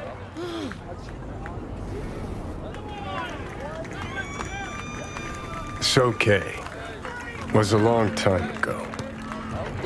One thing I did learn, caked in blood, in mud. What was that? After every carrot comes the stick. Allow me to illustrate. Every grunt gets a rifle, flak jacket, and a bunch of promises. Comes a time you're out of ammo, Kevlar's tattered cardboard. And what's left of the promises? Fuck all, I'm guessing. Exactly. And that's when they reach for the stick they call values. Getting shelled in your dugout, chooms are taking refreshing phosphorus showers, and some officers ranting about loyalty and duty. The moment you stop shitting carrots and they wave the value stick, fucking run, rabbit. Run. Think you're forgetting something. I never took that oath. Rightly fucking so. It's bad enough we're on their payroll. I'll keep one foot out of the door, okay? Gonna hold you to that. Don't turn around. Eyes on the court. Hands. What you holding? Johnny? Who the hell's breathing down my neck? How the fuck should I know? Only see what you see. I see you holding something. Show me. I'd like to know who I'm talking Hold to. the line there, Chum. You know who I am. Now hands, show me. Got this token. Mean anything to you? But I need to make sure. Keeps his cards close, this one. Who sent you? Rosalind. I don't know any Rosalind. And neither do you. Got a pro spy here, V. Is she safe? Hard to say. The longer we sit here. That's it. Dribble around him. Were you followed? Did you even bother to check?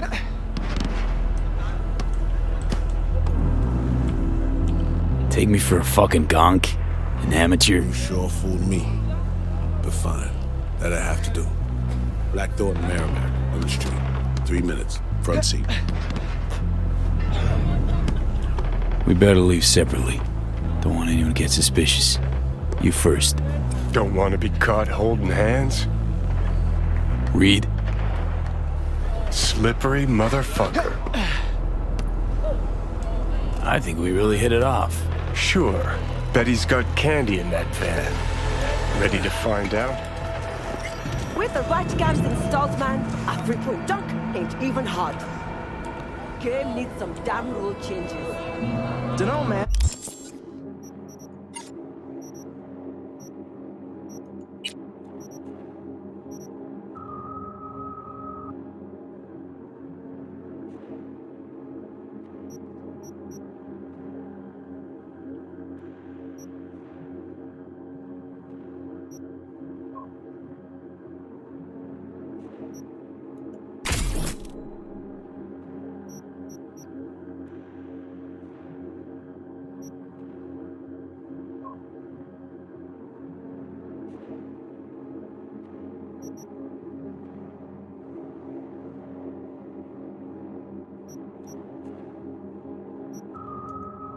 I think I need this one.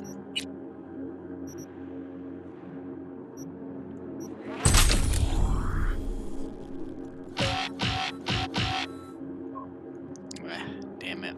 Okay. The fuck Hanson got against a plane? Had a bad day and wham, shoot that shit down? I know where that motherfucker. Remember them badges he strung up the last time he was pissed? Who? Oh, them plainclothes pigs. Good call if you ask me. So,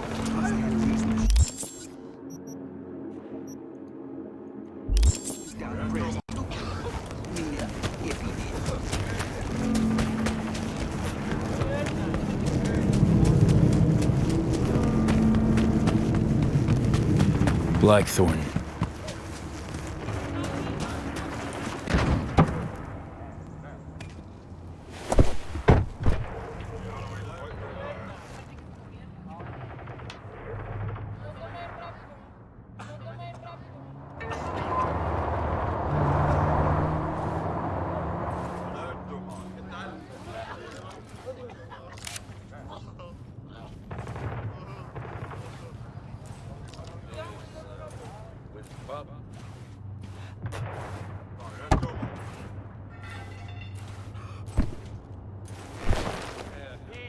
Before we go, apologies for the precautions. I only ever risk so much. Sometimes it's just safer to shove the barrel of a Malorian between a Choom's ribs, even if he is on your side. It's nothing personal. No hard feelings, I hope.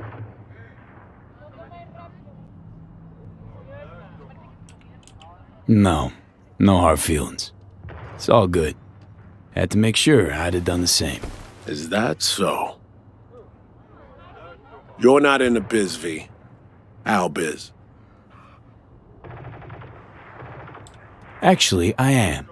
Though just since yesterday. I was about to say your first times out are the hardest, but I'm not gonna lie. I combed FIA data for info about you. Interesting profile. Arasaka counterintelligence, terminated for undisclosed reasons. Now, a freelance merc, working for the FIA as of last night. One thing eludes me. What drove you to get entangled in this mess?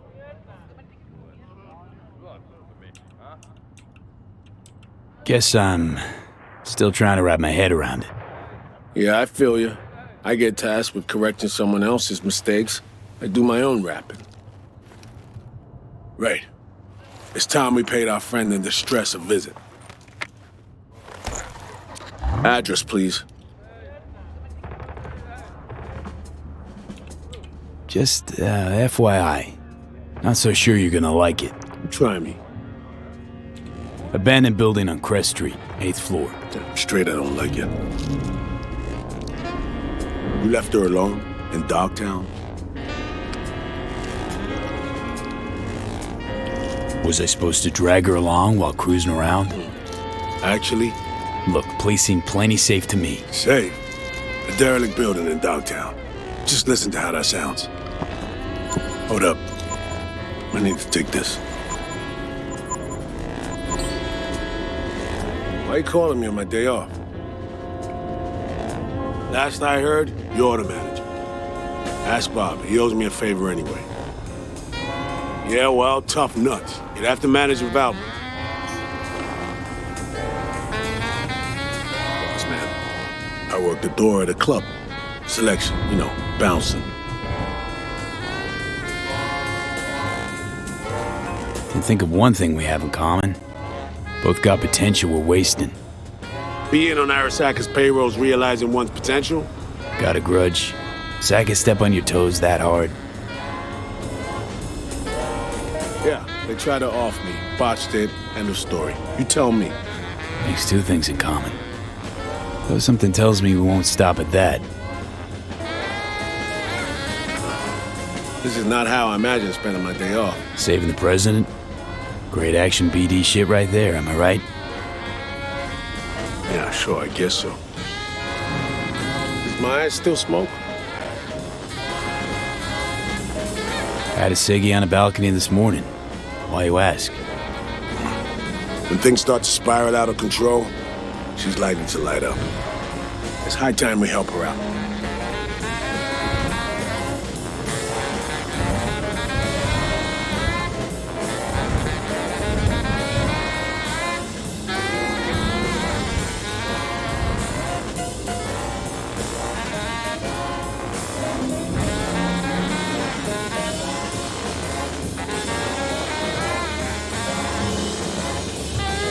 Go.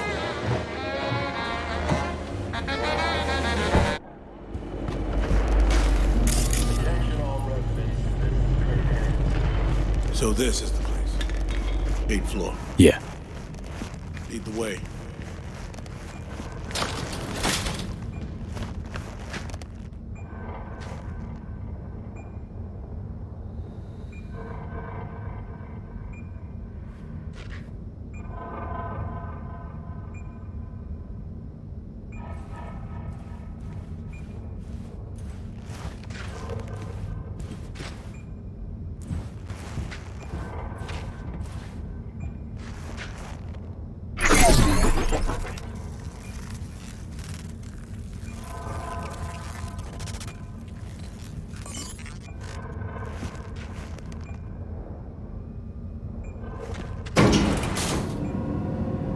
Honestly,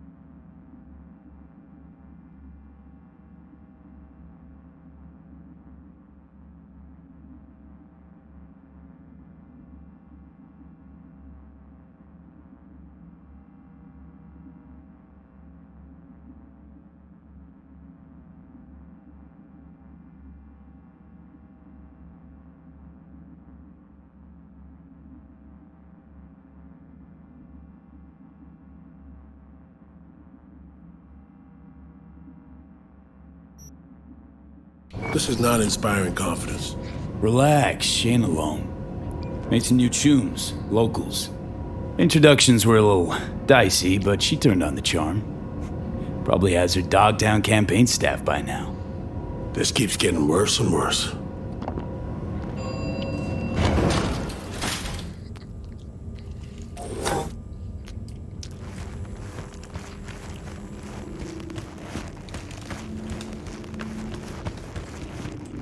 If anyone had tried to extract her forcibly, this whole level would be in shambles. Open up. No way she would have gone quietly. Yeah, coming. Don't move. Fuck's sake. Again? Where is she? That's enough, gentlemen. Put your tools away, gents. Compare length and girth when I'm not around. You the boss? Are you sure? Look around. Positive. You remembered my number. Some numbers you never forget. Level with me, Rosalind. You never intended to call that line. Well, I found myself in Night City with a bounty on my head. So it seemed the right moment to reach out, have a tete-a-tete, reset an old friendship.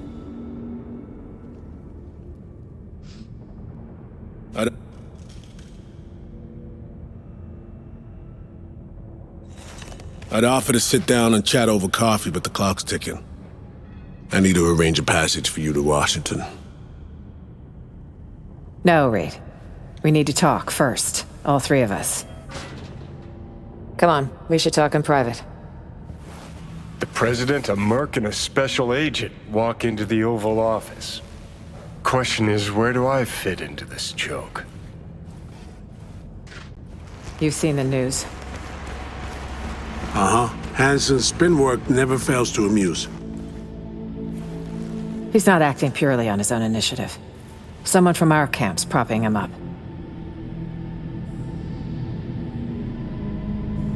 Hansen, any idea who he's in bed with? Rosalind has more enemies than you can count. This shit runs deeper, Reed. I wasn't alone on that flight. Songbird was on board too. So me. I had a bad feeling about this, but now I see why. Where is she now? V was the last person to talk to her.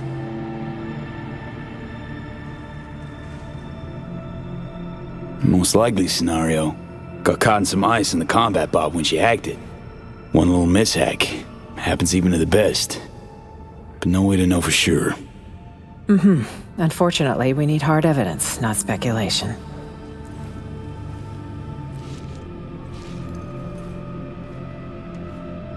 Reed, I needn't remind you what this means for the NUS's national security. Besides, she's your prodigy, Saul. You taught her all your tricks. Hell, even recruited her. She and V have a unique bond. It's a lead. Our only one for now. You two have to find her. Together. I already died for the cause once. Not enough?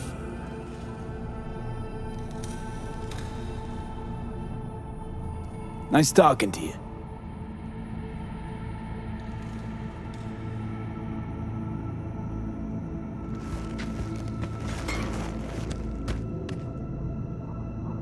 What has Myers told you about me? Said you led an intelligence cell here. Went into hibernation at war's end. So she omitted the fact that Arasaka tried to smoke me. And that I ended up in intensive care with 3 bullet holes. That 6 months had passed before I could take a shit on my own. Huh. Might have slipped her mind. Convenient. Well, now you know.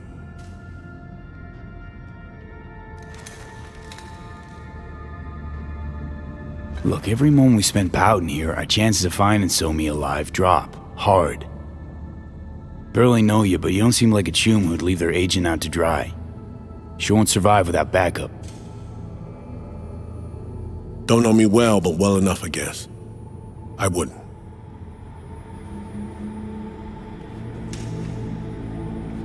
I'm here. I'll help. But I'm doing it for Somi and my country. Call me naive if you like. And you, V, whatever bond you two have fails to explain why you're here in the first place. I don't know how much they're paying, but you better ask yourself, is it worth it?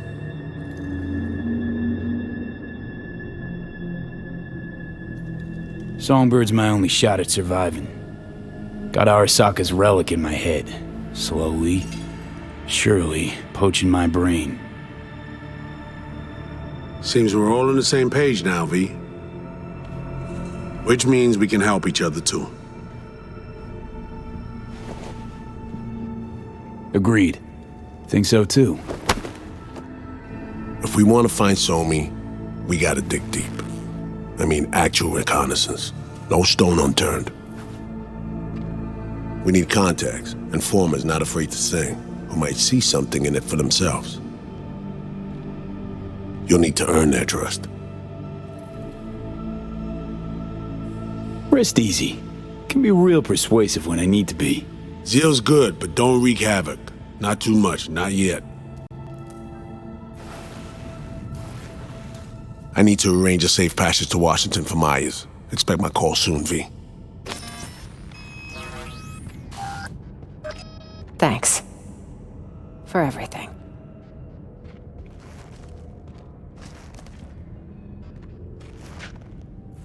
Stay safe. And don't let the bastards get you. Same to you, V. May we meet again in more favorable circumstances. All right, I need to make some calls.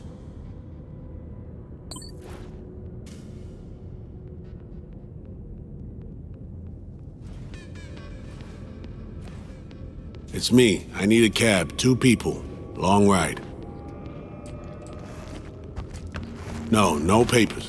Not this time.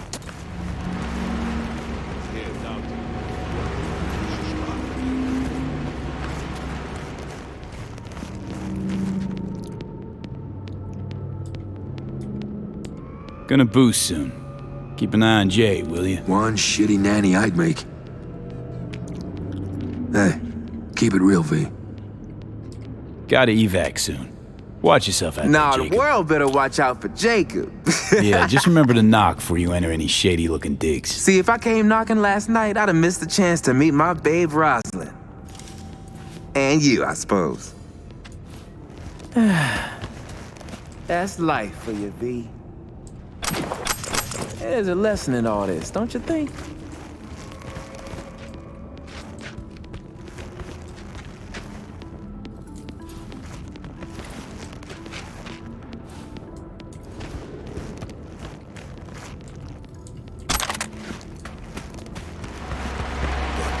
We should leave. Best if we weren't together. V, you'll go 5 minutes after we do.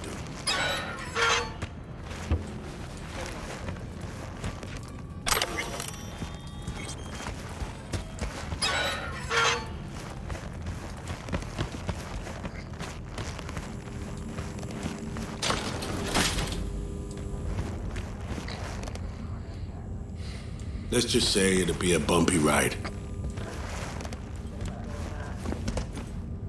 I sincerely hope it isn't.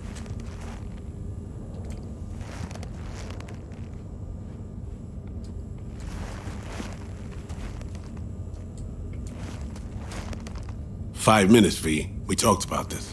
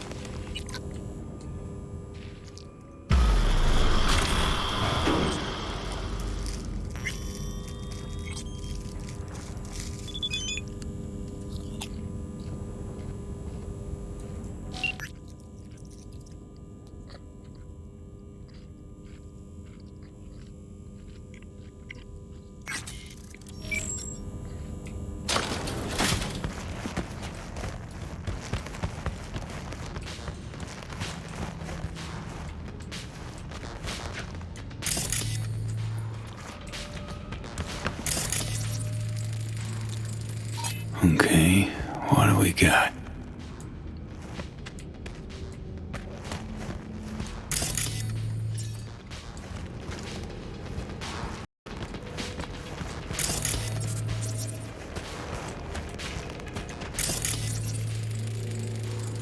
Seems functional. Pipes seem Badlands dry. Wonder where they lead.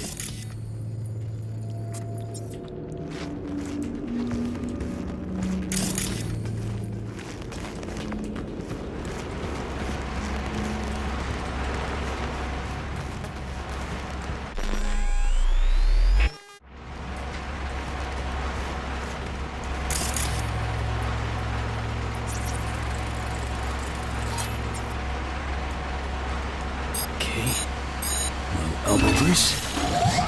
Oh, might actually get something out of this.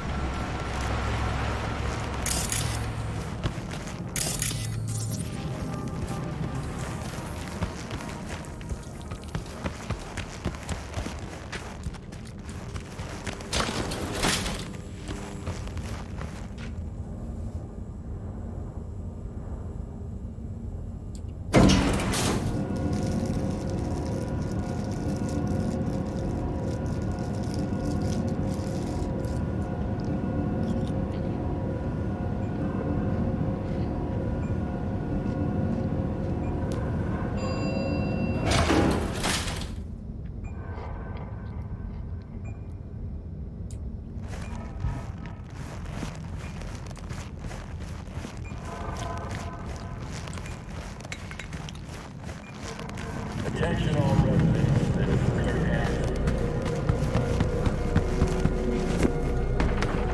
That means NUSA spies and agitators are in your service. Keep your eyes peeled. You see anything suspicious, report. No. How long you been on this, man?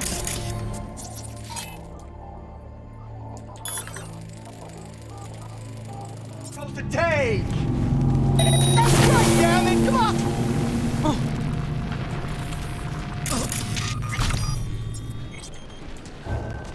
Fucked up!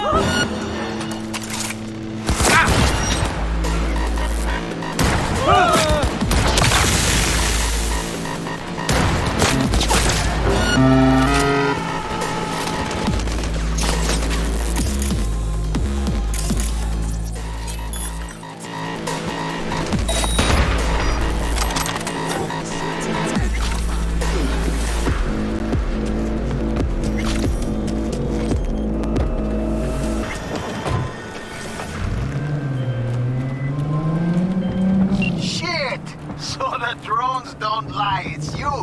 Thank the fucking Lord, it's Wade, not me. Fuck off while you still got legs to walk on! You tracking me in Dogtown?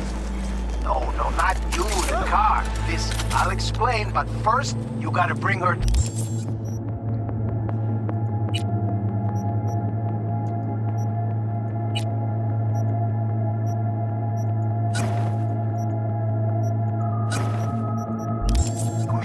Flipping you the cords. Another overnight delivery, looks like. Wonder what it was. Meds? Iron? Danger. High voltage. 89.3 radio Vexelstrom.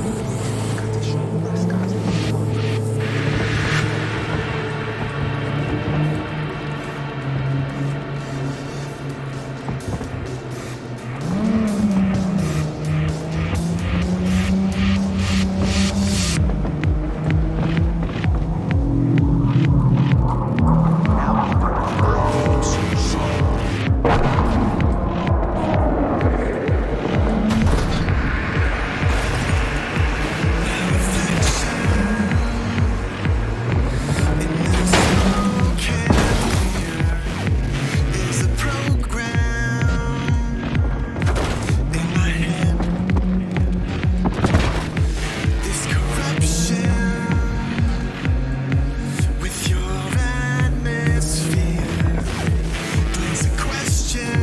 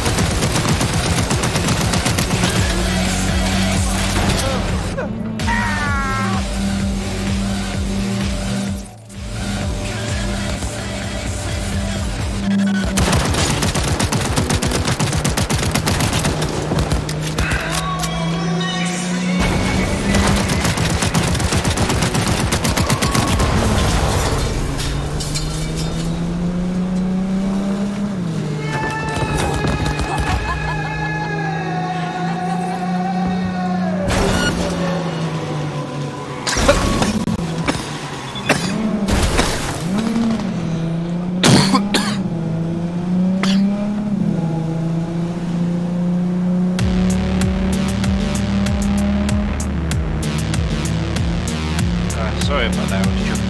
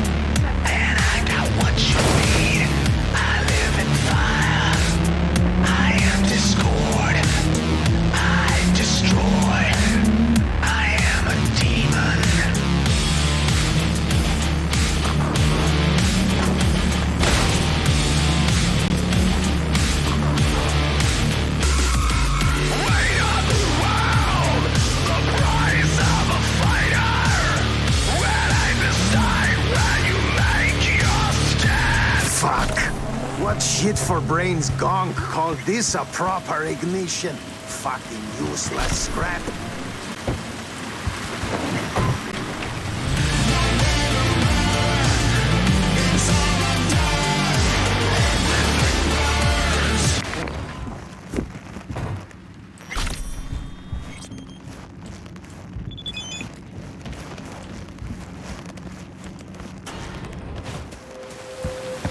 V, you scanned this motherfucker?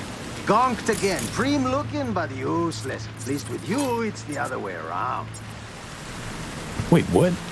Ah, relax. Just teasing, man. Anyway, come on. If I wanted my dick wet, I wouldn't stand out in the rain.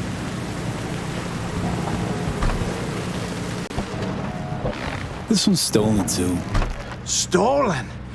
Well, V, you're breaking my heart. Give it to me straight, Cap. The wheels. What's your scheme? Got a need for speed, huh? Yeah, me too. But first, not gonna haze ya. The car you brought's looking a little worse for wear. Every scratch is a loss, you feel me? 2, I'm selling them. 3, Dogtown's full of chances, and chances are what I like. 4, you called it a scheme? Man, I prefer to call it a creative license.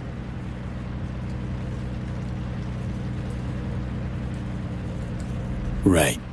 What's this creative endeavor need from me? Gonna need you ready to grab some easy heads. Listen, I got like a gift.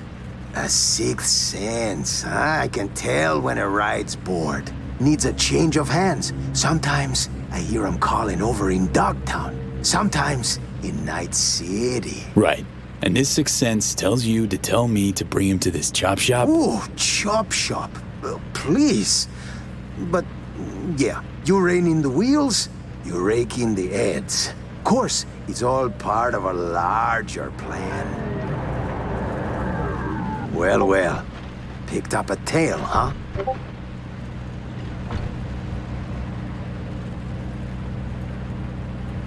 Relax, we're in my hood. Let's see what they want.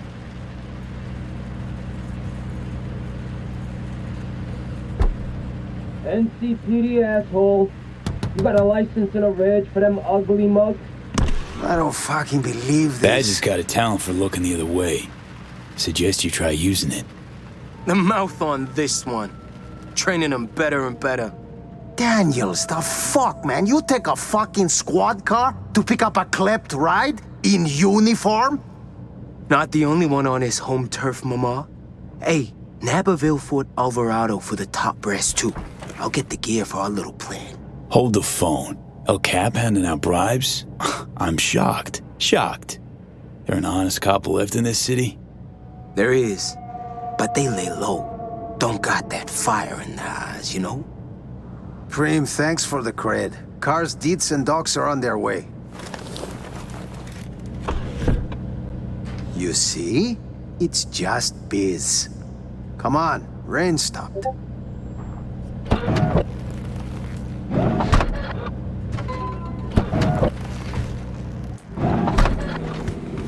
Okay, you just met one of our clients. So, in on the gig? Always driving somewhere. Might as well pick up some scratch on the way. You gonna make it worth my while? Come on, man. With El Capitan, your future's looking bright. I fix you your gigs, your fancy payouts, nothing but upsides. Counting on it. Sure, sure. Let's see what tomorrow brings. El Capitan will be en contacto.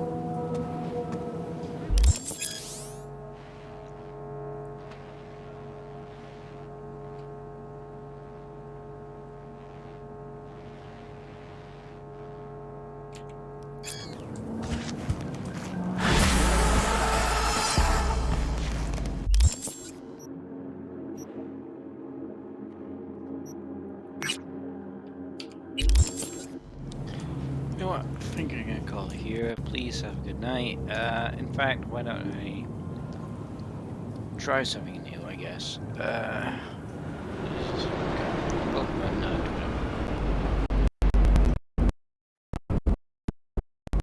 Twitch, sorry.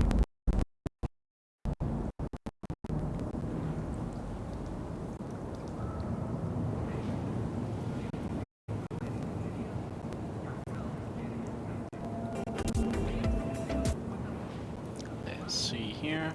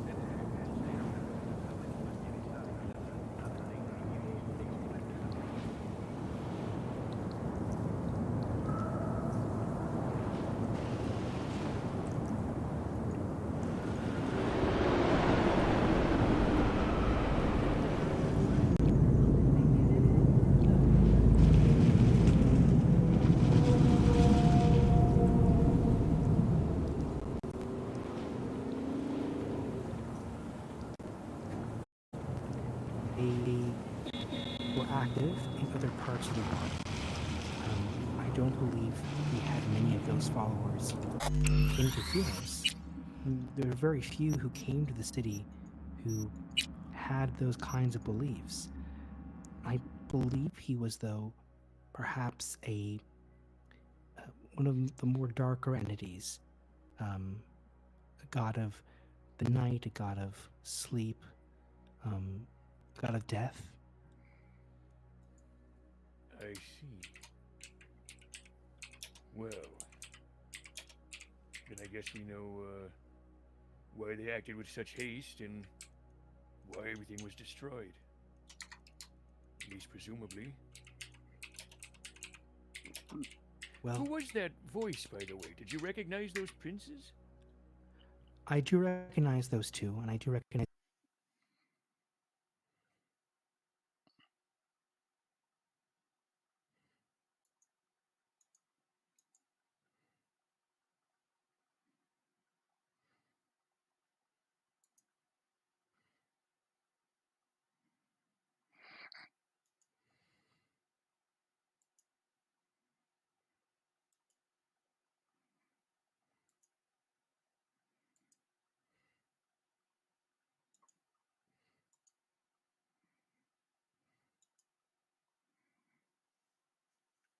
何の音だ？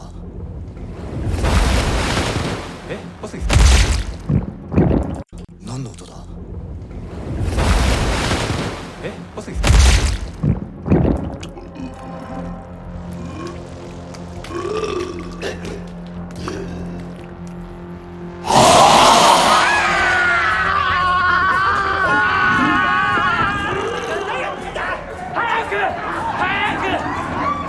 あ、ちょっと待って。陸の上なら襲ってこない。何なんだよあのでけえのは。見りゃわかるでしょ。ネズミザメ目、ネズミザメかホウジロザメよ。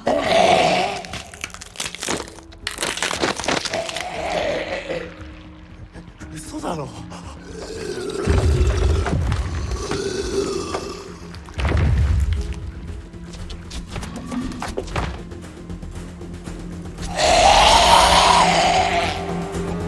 みんな逃げろ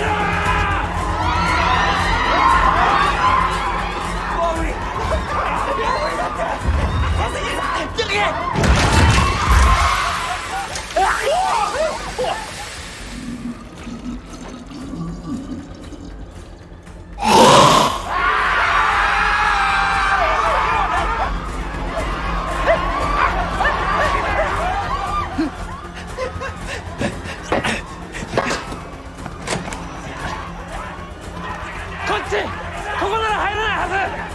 急いで。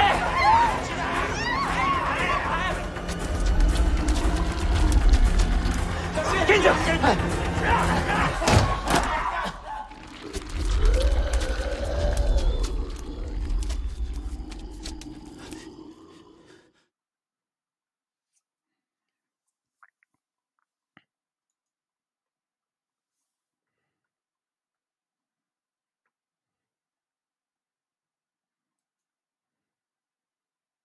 Hey, wait a sec! I can't get out! Diptard, I'm stuck! I know what y'all are thinking, and I'm disappointed. You know, I always run the extra mile. Hey! Are you still there? It's not about the prize at the end of the line, but the higher end. The thing that lies beyond waiting for the brave. This isn't funny, hurry up! What I'm trying to say is that for me, the only way to go is one, and only one. I swear that if you try something stupid... Plus Ultra! Yeah! Yeah, I deserved it.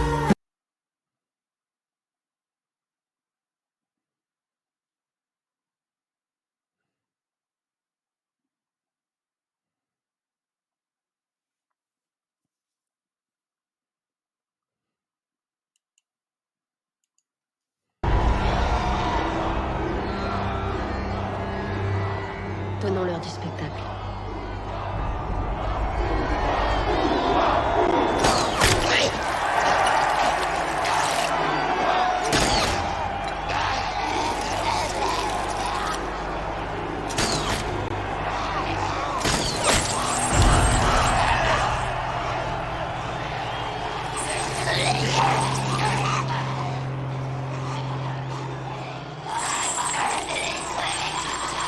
What the fuck is that?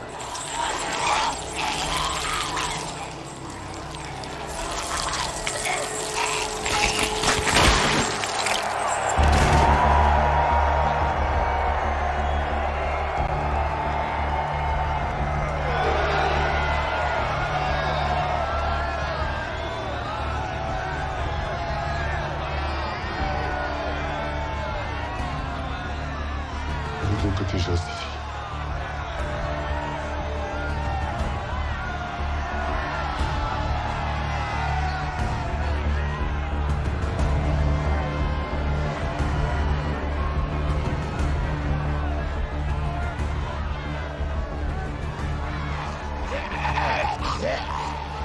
Follow my lead.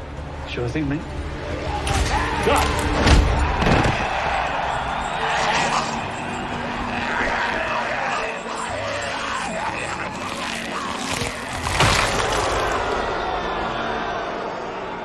Il m'en reste encore deux.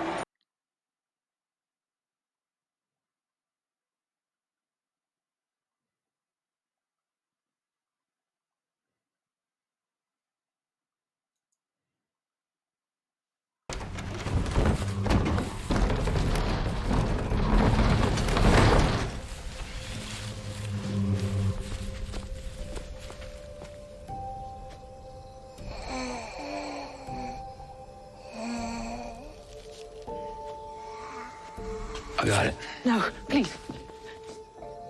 It's me. Stay close.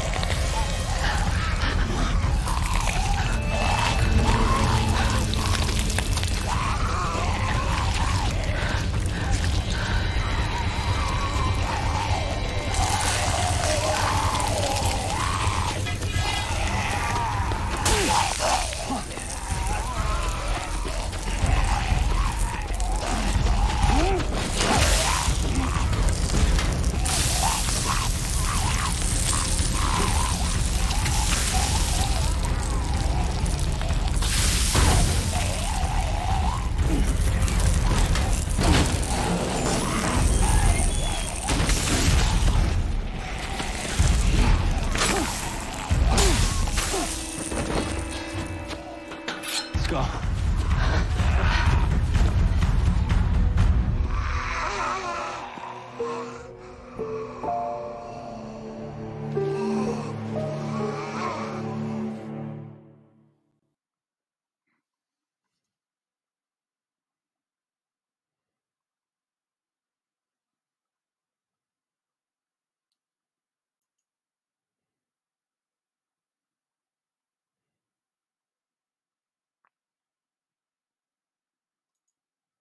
What's up, guys and gals? Welcome back to the Nerd Castle. Today in the world of indie games, we're taking a look at a title called The Thaumaturge. The developers have fired this on over from 11-bit. Just to take a look at it, this is their Gamescom demo that they were showing off at conventions. So I figure we'll give it a spin here today because they were so friendly to send it over and see if it's any good or if it's something you want to keep an eye on. This game is not out. It's not coming out for a while. This is basically like a promotional demo that they were just giving out for like packs and stuff like that. And they decided to fire it on over. So let's take a look at it. Let's see what's going on. Honestly, from what I've seen, I don't really know what the storyline or the themes are here. It seems like you're kind of like a summoner or like a guy that can talk to spirits, and it's an RPG that surrounds that idea. So below in the description. On top of that, you can also take a look down there if you want. A lot more on Twitch than I am here on this one. You are a thaumaturge. You are able to read the secrets hidden within human souls and speak to the darkness. Your city, from which you were banished years ago, calls upon you to challenge your past. While investigating the place of your father's mysterious and sudden death, you have been kidnapped. It looks like Warsaw in 1905 has plans for you this evening. Tie him up. There you go. Tighter. We took his book. Well done. All right, let's wake the asshole up.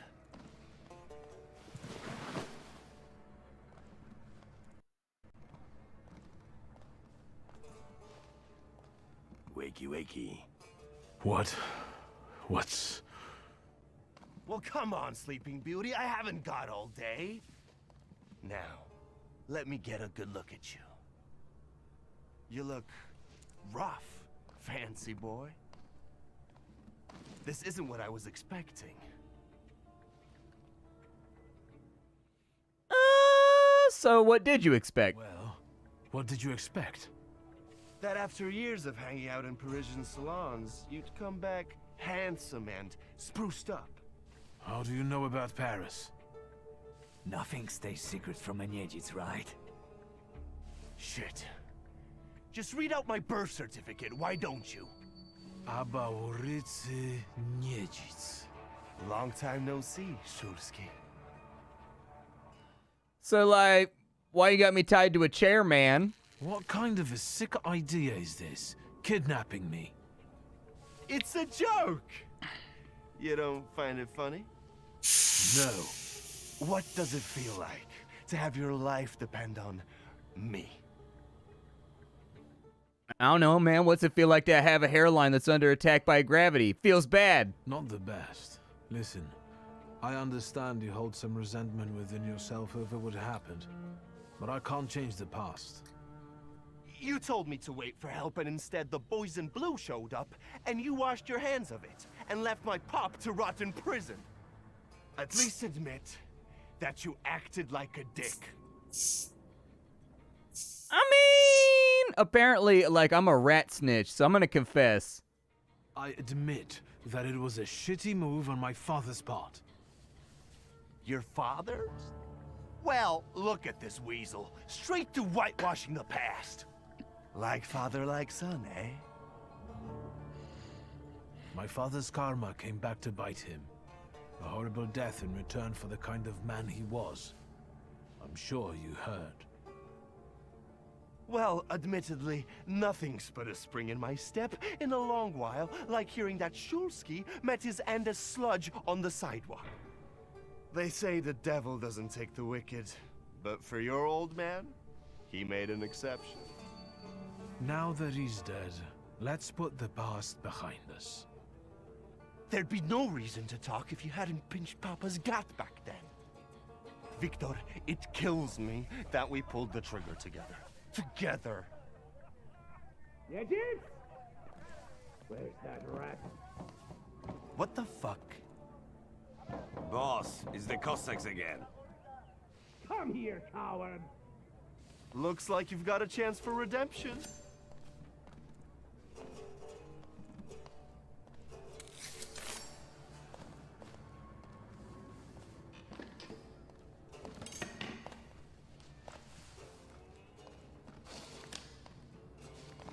Let's show these dickheads you don't mess with the shivs. We're called the Shivs? You want to be any more on the nose with that gang name right there? All right, so apparently I get to have a look around now. We're actively playing the game. There's a book over here. Oh, not a book, a newspaper. There's also there's lots of readable material around here. Lots of people owing rubles. Shitheads better have a good excuse, because I was right in the middle of an incredibly important meeting. It was fate that decided. We flipped a coin, and it turns out that today we're practicing. Feathers? The bee? I know you. You're... I can't remember now. Up, but today you'll regret it. Today I've got the Demon Master on my side. Show these cretins, Victor. We summoning demons out here? Oh, shoot, there's a combat system. I thought, dude, from the opening of the game, so this is like one of those demos that opens with like 20 minutes of dialogue, and so I know that's a bit of hyperbole. We're at like 8 minutes right now. But anyways, enemies lose health points, we win. Should be simple enough. I had thought that it was mostly going to be like, he's got a sword though, dude. Can demons fight swords? Like, can we summon a demon faster than he can hit us with a sword? I have questions about this predicament that we're currently in. All right, so we've got Old Wound. Apparently we pull like from a deck or something. That's a little bit disappointing. I don't like card game mechanics. Planned Attack. Inflicts damage, 60% chance of doing double damage. It looks like, oh, we've also got a timeline system up top, just like in Grandia or other games like that. So it looks like, who is this right here? A shallow cut from him? So the guy in the back has a gun. Somebody here is throwing a right hook. I assume that's the homie. We've got like some kind of demon standing on a stick back here too. What happens if I issue an order? Upir. He is capable of healing. The power of his offensive skills depends on your health points. And then we've got Bukavach, a saluter from the Dimension of Deed who can disable an indicated enemy's trait. Okay, oh, yeah, let's get him. Okay, yeah, he looks a lot more threatening. That guy looks like he's worrisome. So we've got Howl. If the enemy's hit points are at or lower than 50%, it looks like it just puts a dot on them, but it disables enemy traits. Do we know what their traits are? We also have Bloody Wedding. Each enemy with the suffering state increases the damage inflicted with this skill by 8. So that's suffering right there. Okay, we've got Doom. It inflicts damage. The lower the enemy's health points, the faster the skill speed. Okay, so that's kind of like a finisher, I guess. So we're supposed to start out with something like Howl. Let's do that. So me and my demon act independently of one another. Okay, so we need to put suffering on one of these guys because all of his abilities rely on how much suffering there is.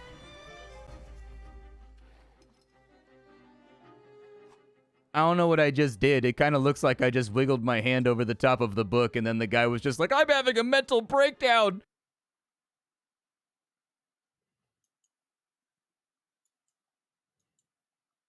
You, my friend, stumbled into an incredible world of wonders where anything can happen! Except for swearing.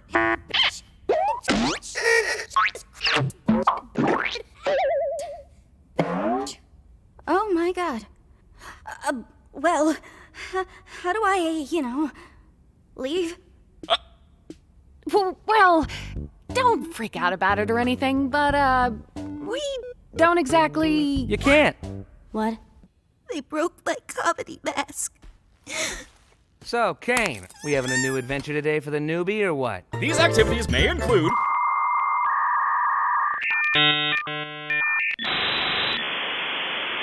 ball pits, mini golf, and more! Is that all there is? Of course not! This is the void! We don't venture out into the void. Not even I know what's out there. Hello, Kane. I love you. Let's get out of here before the moon gets frisky! Clean up on aisle U! I'm on it, boss! Why are you like this?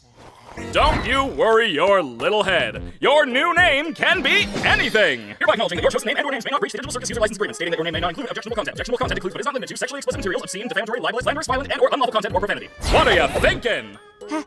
I don't care, just pick anything. Let's see. What do you think of?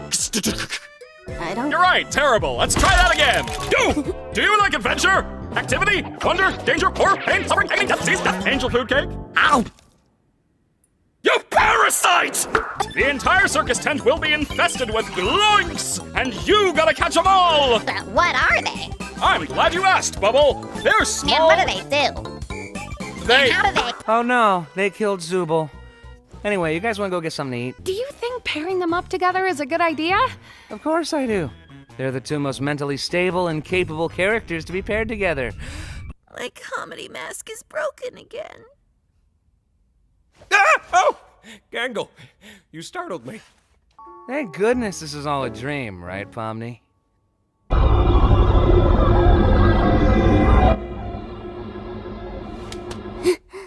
Don't worry, Dollface. I've got a key to his room. Wait, why? You shouldn't have keys to anyone's room. Nah, I've got keys everywhere, and you've all been fine. By the way, I may have left something in your room today, so let me know if you find it. You're not afraid of centipedes, are you? Jax! That's literally my only fear. Why would you do this? What? It could be a completely unrelated question. You'll never know until it's too late. He actually asked me to give you this. Oh!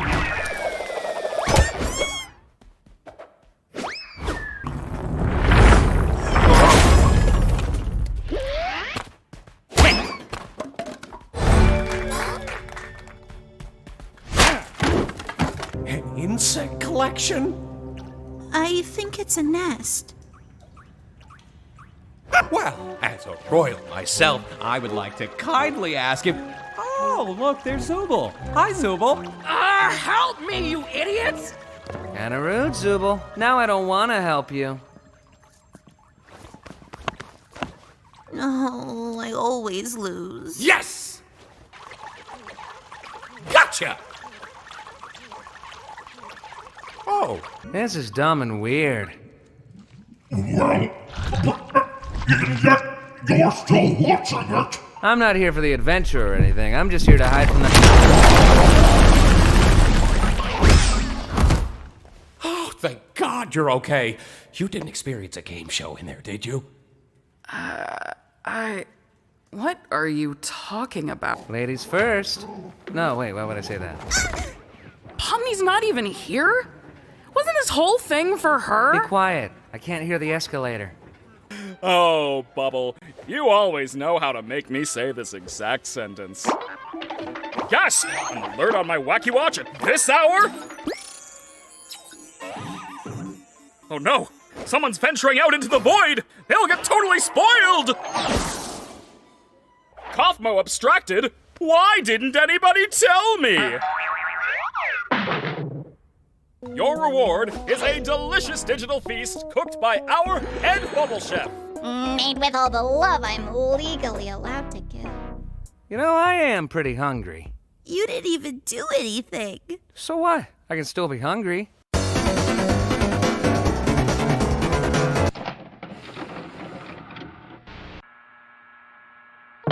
You're watching Glitch Productions. Hey, Kane. What's up? Can't talk? Makes sense. You're probably getting ready for the big release of the amazing big release of Digital Circus. Why don't you show the folks at home a little what you've been working on? Join Pomni, Jax, Ragatha, Jack, and all the gang in the amazing Digital Circus. An immersive experience like never before. In this wacky place, new friends lurk around every corner. And with our new experimental hardware that gets you awesome visuals and lifelike audio, it's like you're really stuck in there with everyone. Buy it now and you'll even get a limited edition Digital Circus Glorb Stick. Offer invalid in New Jersey. The amazing Digital Glorb Stick Circus. Your adventures are limited only by your imagination.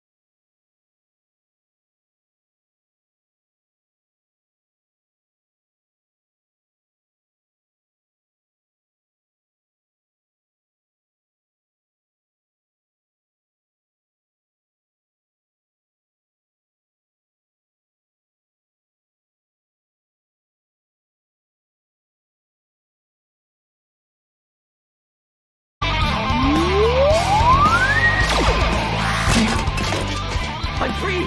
I've been freed! What? No!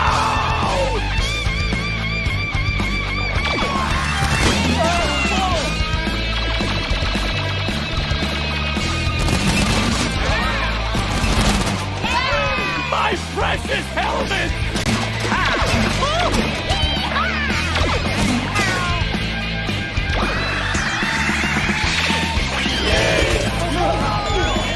These chops are too righteous! The helmets can't handle this level of rock and roll! Karen, do something! Karen? All right, that's the last straw! Neptune, I command you! Here you go, Daddy. You better get out of here. Look! It's the wizard who saved us! Out of my way, fools!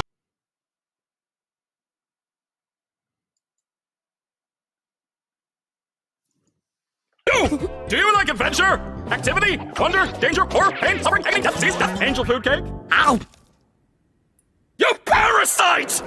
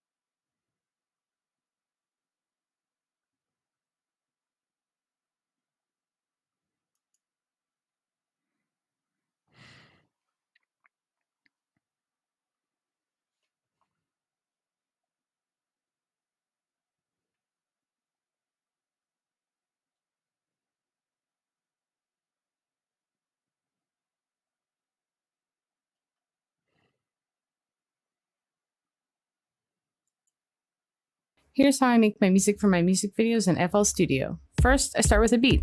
Then I like to add some bass, and this is a pad I added using Citrus called Slow Stars.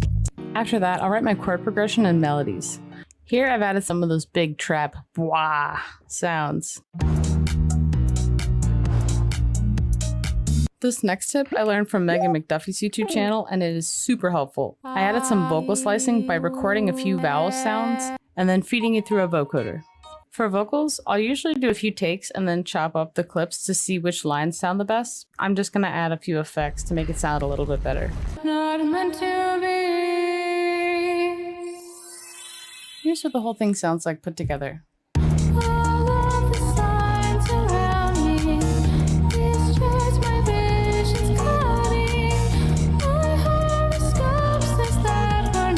Stay tuned.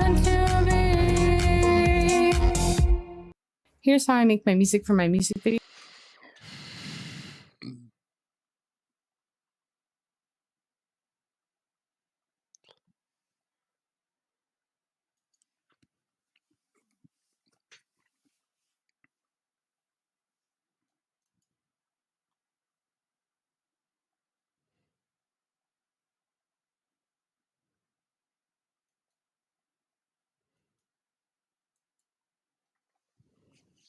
The opening scene features a guy who finds himself confined within a large cube, comprised of various compartments. In his quest to escape, he ventures through different compartments. At one point, he enters a room that sprays him with an unfamiliar liquid. Initially, he freaks out, thinking that it's acid, but as he tastes it, he finds out it's sweet. The man assumes that it is flavored water and desperately drinks it to quench his thirst. However, to his dismay, the liquid turns out to be a powerful chemical base that gradually melts his entire body within a few minutes, ultimately resulting in his death. It is then revealed that all the rooms in the cube are under constant surveillance from a remote observation room where two technicians named Eric and Dodd work. They are oblivious to the identity of their bosses and are strictly prohibited from accessing the files which are not related to their tasks. Despite this restriction, Eric is increasingly curious about the events occurring within the cube and attempts to inquire about them to Dodd. However, the latter dismisses him rudely. Based on their knowledge, Eric and Dodd are aware that everyone within the cube has either been condemned to death or is willingly choosing to participate in psychological experiments. During their work, the two technicians engage in regular chess matches where Eric demonstrates his remarkable mental calculation abilities by predicting Dodd's moves. Alongside their duties, they are provided with some tablets as their meals. One day, Eric and Dodd are tasked with a significant assignment to record and erase the memories of a subject named Cassandra Rains. In her memory, Eric witnesses Cassandra and her daughter strolling happily through a forest. However, their peace is abruptly shattered when they are abducted by a masked soldier who injects them with sedatives. Before passing out, Cassandra manages to unveil the soldier's face, revealing a distinct cube tattoo on his forehead. Later, she regains consciousness and finds herself trapped within the confines of the cube. She's in that guy's forehead somewhere. She calls for help, but as expected, no one can hear her out. Realizing that her fate is in her own hands, Cassandra finally starts exploring her surroundings. She somehow manages to reach the adjacent room, but as soon as she enters, another captive named Robert Haskell throws her to the ground. He tightly restrains her until he realizes that she is one of them. In the room, Cassandra meets three other occupants, Jellicoe, Meyerhold, and Bartok. They appear to have been trapped here for weeks. Surprisingly, Robert bears the same cube tattoo as the soldier who captured Cassandra, and Bartok shares a name with a cartoon bat from Anastasia. However, none of the group members possess memories of their past lives, or any recollection of how they ended up here. Motivated by a shared desire to escape, they collectively decide to head in the same direction, hoping to locate an edge. As a result, the captives navigate the intricate chambers of the cube, cautiously testing each room for potential traps. At first, Bartok uses a method of throwing his shoe and waiting for signs of danger. When he doesn't see anything wrong, he assumes the room is safe and proceeds inside. Unfortunately, his assumption proves fatal, as he soon becomes trapped in a network of threads that slowly get tighter, cutting his body into pieces. The cartoon bat fared a little better. Following the terrifying incident, the remaining victims continue their search for an escape route. After a bit of discussion, they learn that each door within the cube bears English alphabets. Cassandra deduces that these alphabets actually represent coordinates, providing information about the position of each room within the cube. They speculate that the cube is comprised of a total of 26 rooms, correlating with the number of letters in the English alphabet. Acting upon this realization, the group begins investigating other rooms, discovering that the rooms along the Z-axis are deemed safe. Meanwhile, in the control room, Eric becomes curious and decides to uncover why the people are imprisoned within the cube. He then devises a proposition, offering to teach Dodd various chess strategies in exchange for information concerning the cube. Dodd, who is intrigued by the offer, shares details about the cube's third auxiliary unit, but refrains from divulging any further specifics. In the next scene, Eric's curiosity intensifies when he notices that Cassandra's consent form is missing. He quickly informs Dodd, saying that whatever they are doing is illegal, but Dodd once again dismisses him. Their attention is then caught by Cassandra's photograph in a newspaper, revealing her to be a politician. This revelation leads Eric to realize that the cube not only targets criminals, but also innocent individuals without their consent. Shortly after, Eric and Dodd receive a call from their superiors, issuing a directive to carry out an exit procedure. It is revealed that the procedure involves their former colleague, Owen, who currently serves as a test subject within the cube. For this purpose, Dodd prepares a machine equipped with a camera and a yes-no button. As Owen approaches one of the cube's exits, he becomes trapped by thick chains. In this critical moment, Dodd poses several questions to Owen, inquiring about his name and his belief in God. Despite hearing Dodd's voice, Owen fails to recognize him, indicating that his memory has also been erased. He answers correctly to the first question, prompting Dodd to press the yes button. However, when confronted with the second question, Owen denies his belief in God, leading him to press the no button. As soon as he does so, a fire engulfs him, killing him instantly. Witnessing all this, Eric begins to panic, realizing that they too could meet a similar fate at any given moment. He reaches the disturbing conclusion that the cube's existence is inhumane and people are being forcibly placed inside against their will. A few hours later, Eric becomes so paranoid that he decides to venture into the cube himself. He now wants to save the remaining victims from their impending doom. For this, he enters the unauthorized elevator, which takes him all the way down to the cube. Then, using his extensive knowledge of the place, Eric draws a map and memorizes it well before embarking on his mission to join Cassandra and the rest of the group. Meanwhile, a superior named Jax, accompanied by his associates, arrives at the control room. They are aware of Eric's entry into the cube, so they utilize controlling machines to track his whereabouts. Amidst all this, Jax orders Dodd to initiate a standard series of needle tests on Cassandra and the rest of the group. Elsewhere, inside the cube, Jellicoe takes the initiative to investigate a room. She doesn't want to do it, but she has no other choice. Unfortunately, the decision turns out to be a bad one. As soon as she enters, the door behind her abruptly shuts. Cassandra hurriedly opens the door, but to her shock, Jellicoe has already vanished. This unsettling incident reveals that the rooms inside the cube are in constant motion. Meanwhile, as Jellicoe explores her room, Dodd locates her and administers a sedative injection to her feet, rendering her unconscious. After searching for several hours, Cassandra and the group finally find Jellicoe lying motionless. Meyerhold carefully approaches her and turns her over, only to discover that her body has been afflicted by some sort of infection. Just then, Jellicoe wakes up and clutches onto Meyerhold, pleading for help. However, in a defensive act, Meyerhold pushes her away, accidentally causing her to strike her head against the wall. This results in her death, but Meyerhold soon realizes that his hands had been scratched while she was clutching onto him. Unfortunately, before he can react, the infection starts spreading across his body as well. Recognizing the potential danger he poses, Robert suggests that they leave Meyerhold behind. He claims that the guy is only going to slow them down, or worse, infect them as well. However, despite all of this, Cassandra asserts that they cannot abandon the poor man. When Meyerhold also starts pleading, Robert agrees, but on the condition that he inspects all subsequent rooms before the group enters. With no other viable option, Meyerhold reluctantly agrees, and the group continues their journey. In the next scene, Meyerhold proceeds to check a room located beneath them, but Robert suddenly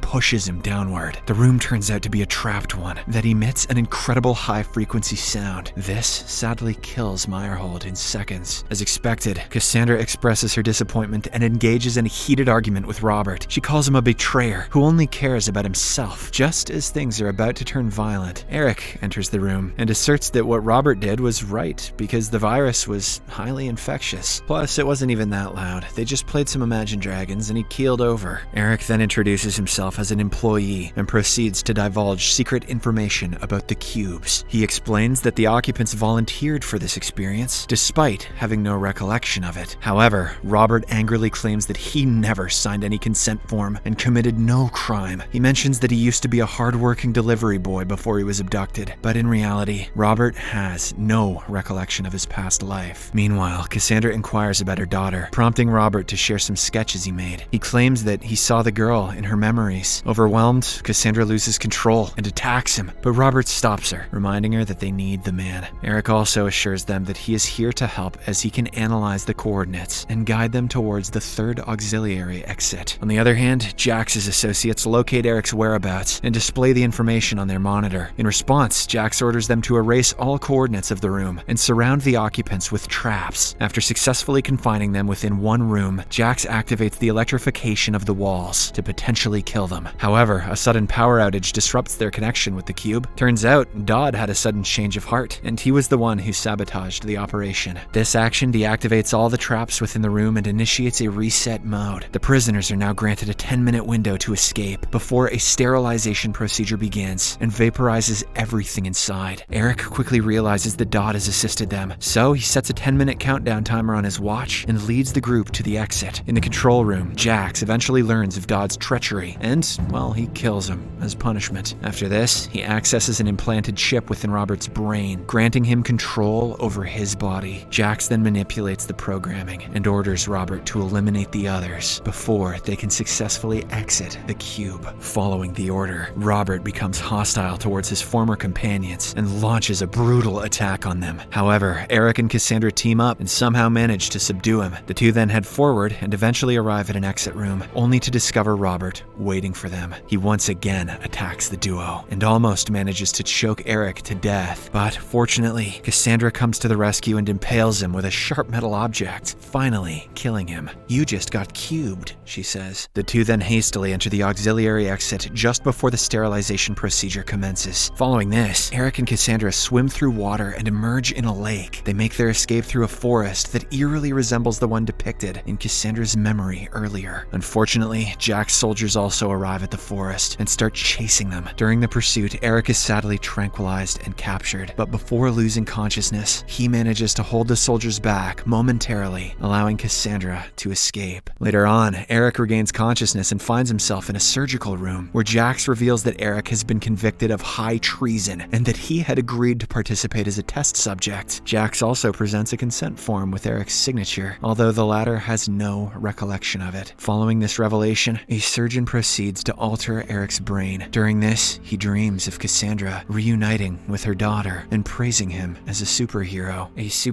with the same IQ as the Green Lantern. In the final scene, Eric, who is now mentally disabled, is held back inside the cube, where he is found by the new captives. He repeatedly mentions the color of the room and expresses his desire to return to a room with a different color.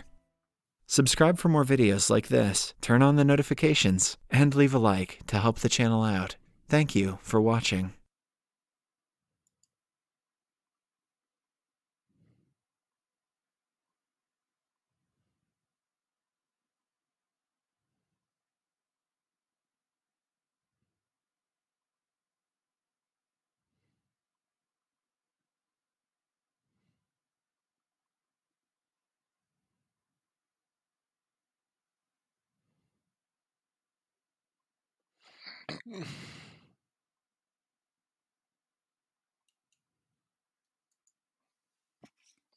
A man, as usual, was late for work, but he didn't notice that today the security guard seemed a bit different. The bloodstains on the elevator door were also unnoticed by him, as he was solely focused on quickly clocking in. He came to the office where two corpses were lying on the floor and he just ignored them and went back to his seat at the speed of light. However, the moment he sat down, manager Adam called him into the office. Desmond, who was accustomed to being frequently late, expected a reprimand from Adam. However, today, Adam didn't blame him. Instead, Adam incessantly sharpened his pencil, with a hint of ferocity in his gaze. Perplexed, Desmond was instantly befuddled. Desmond unintentionally looked at the floor but found a colleague lying on the floor with pencils stuck all over his body, which scared Desmond a lot. Before Desmond could react, he was thrown hard out of the office by Adam. Obviously there is something wrong with Adam, but Adam is not the only one with problems. Desmond, turning around, noticed all his colleagues behaving unusually eerie. Terrified,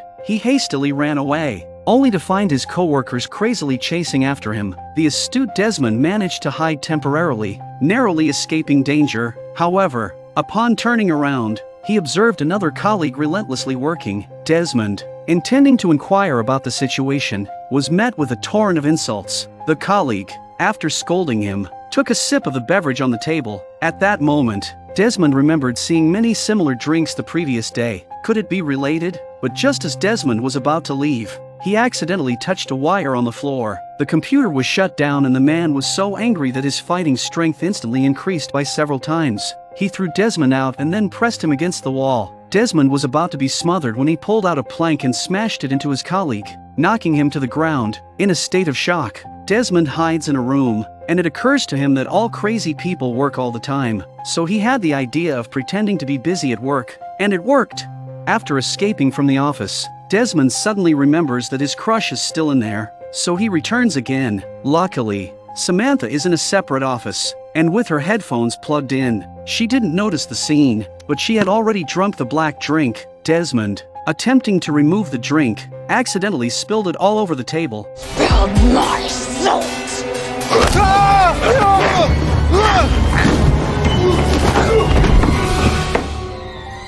Whoa, this is like falling asleep behind the wheel.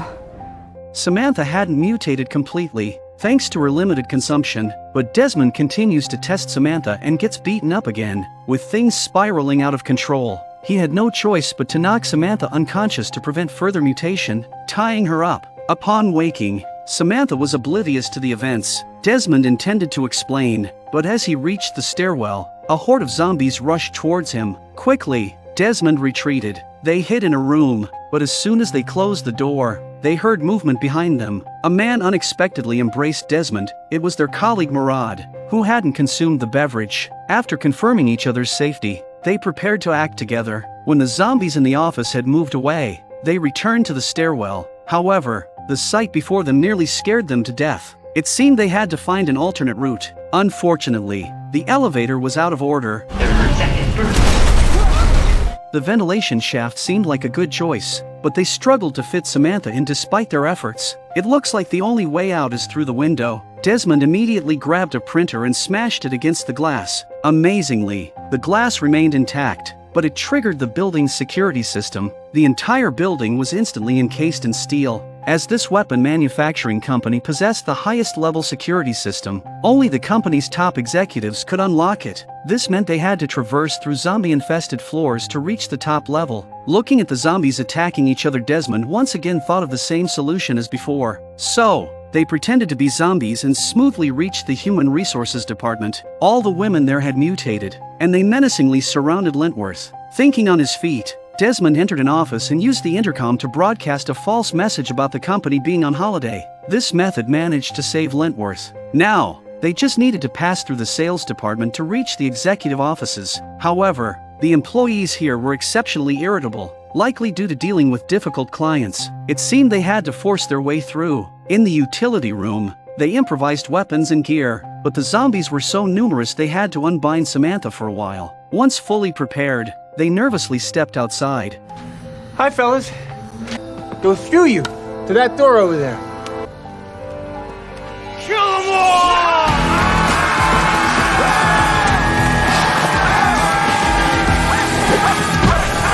Their combat skills proved formidable, facing these intelligent zombies without faltering, especially with Samantha's enhanced abilities. She effortlessly took down several formidable opponents. A survivor rushed towards Desmond, asking if he had consumed the beverage. However, Murad, mistaking the survivor for a zombie, struck him down with an axe. This is also Murad's first strike. Desmond didn't tell Murad that the person wasn't a zombie, realizing that Murad, too, was acting to save him. Looking at the sprawled zombies on the ground, they were all surprised. When did they become so formidable? Without much time for reflection, they finally reached the door of the executive office. However, the executives inside thought they were infected and had no intention of letting them in. However, the executives were still surprised when a caretaker opened the door without a fuss. The two sides awkwardly stared at each other, and so, they smoothly entered the office. As soon as they met, tensions rose. At that moment, Franklin spoke. "This is a weapons manufacturing company.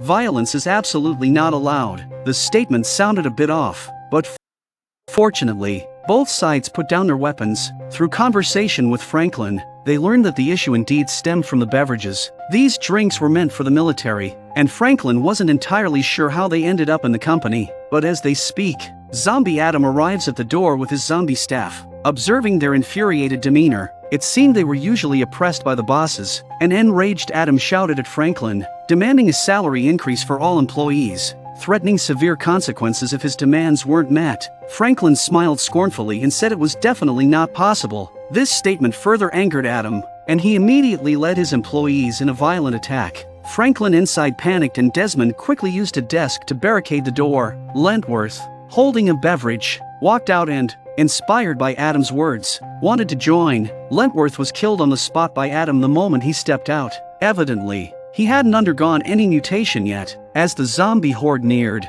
Desmond and Murad hurriedly took refuge in an office. Franklin managed to take down one zombie with his gun, but the overwhelming numbers forced him to retreat. Two shareholders were quickly overwhelmed by the zombie onslaught. A swarm of zombies breaks through the door, and even though Franklin has a gun in his hand, he can't stand up to the steady stream of zombies. Just as Franklin was about to reload, Adam suddenly chopped off his hand. After dispatching Franklin, Adam didn't stop there. The small company couldn't satisfy him. He wanted to use the boss's hand to deactivate the security system and infect more people outside. He also leaves a few of his men behind to get rid of Desmond and Murad. Desmond quickly grabbed a gun and effortlessly eliminated all of them, averting the crisis. However, Samantha's condition was dire. They had to find an antidote. So, they brought Samantha to the Research and Development Department, where they coincidentally encountered Dr. Nicholas. Under Desmond's pressing inquiries, Nicholas revealed the truth.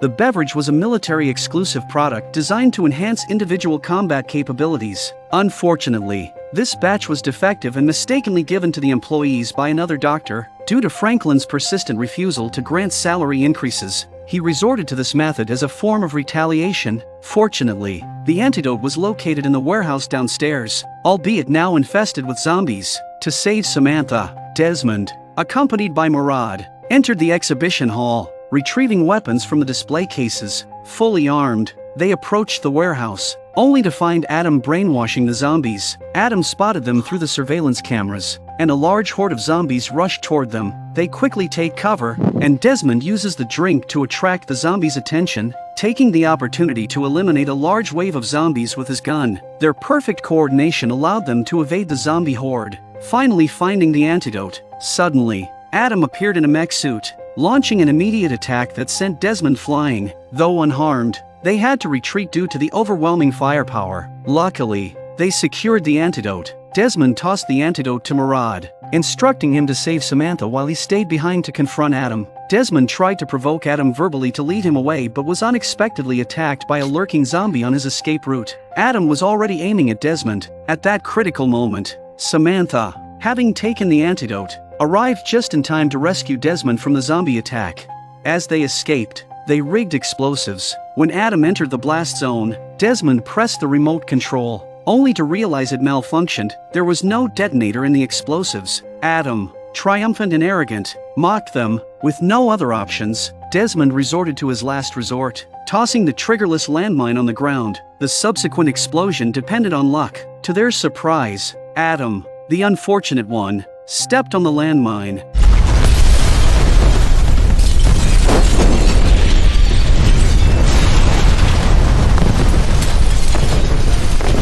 After a powerful explosion, they not only escaped the building but also concluded this dreadful disaster. Witnessed by Murad, Desmond and Samantha started a happy life together.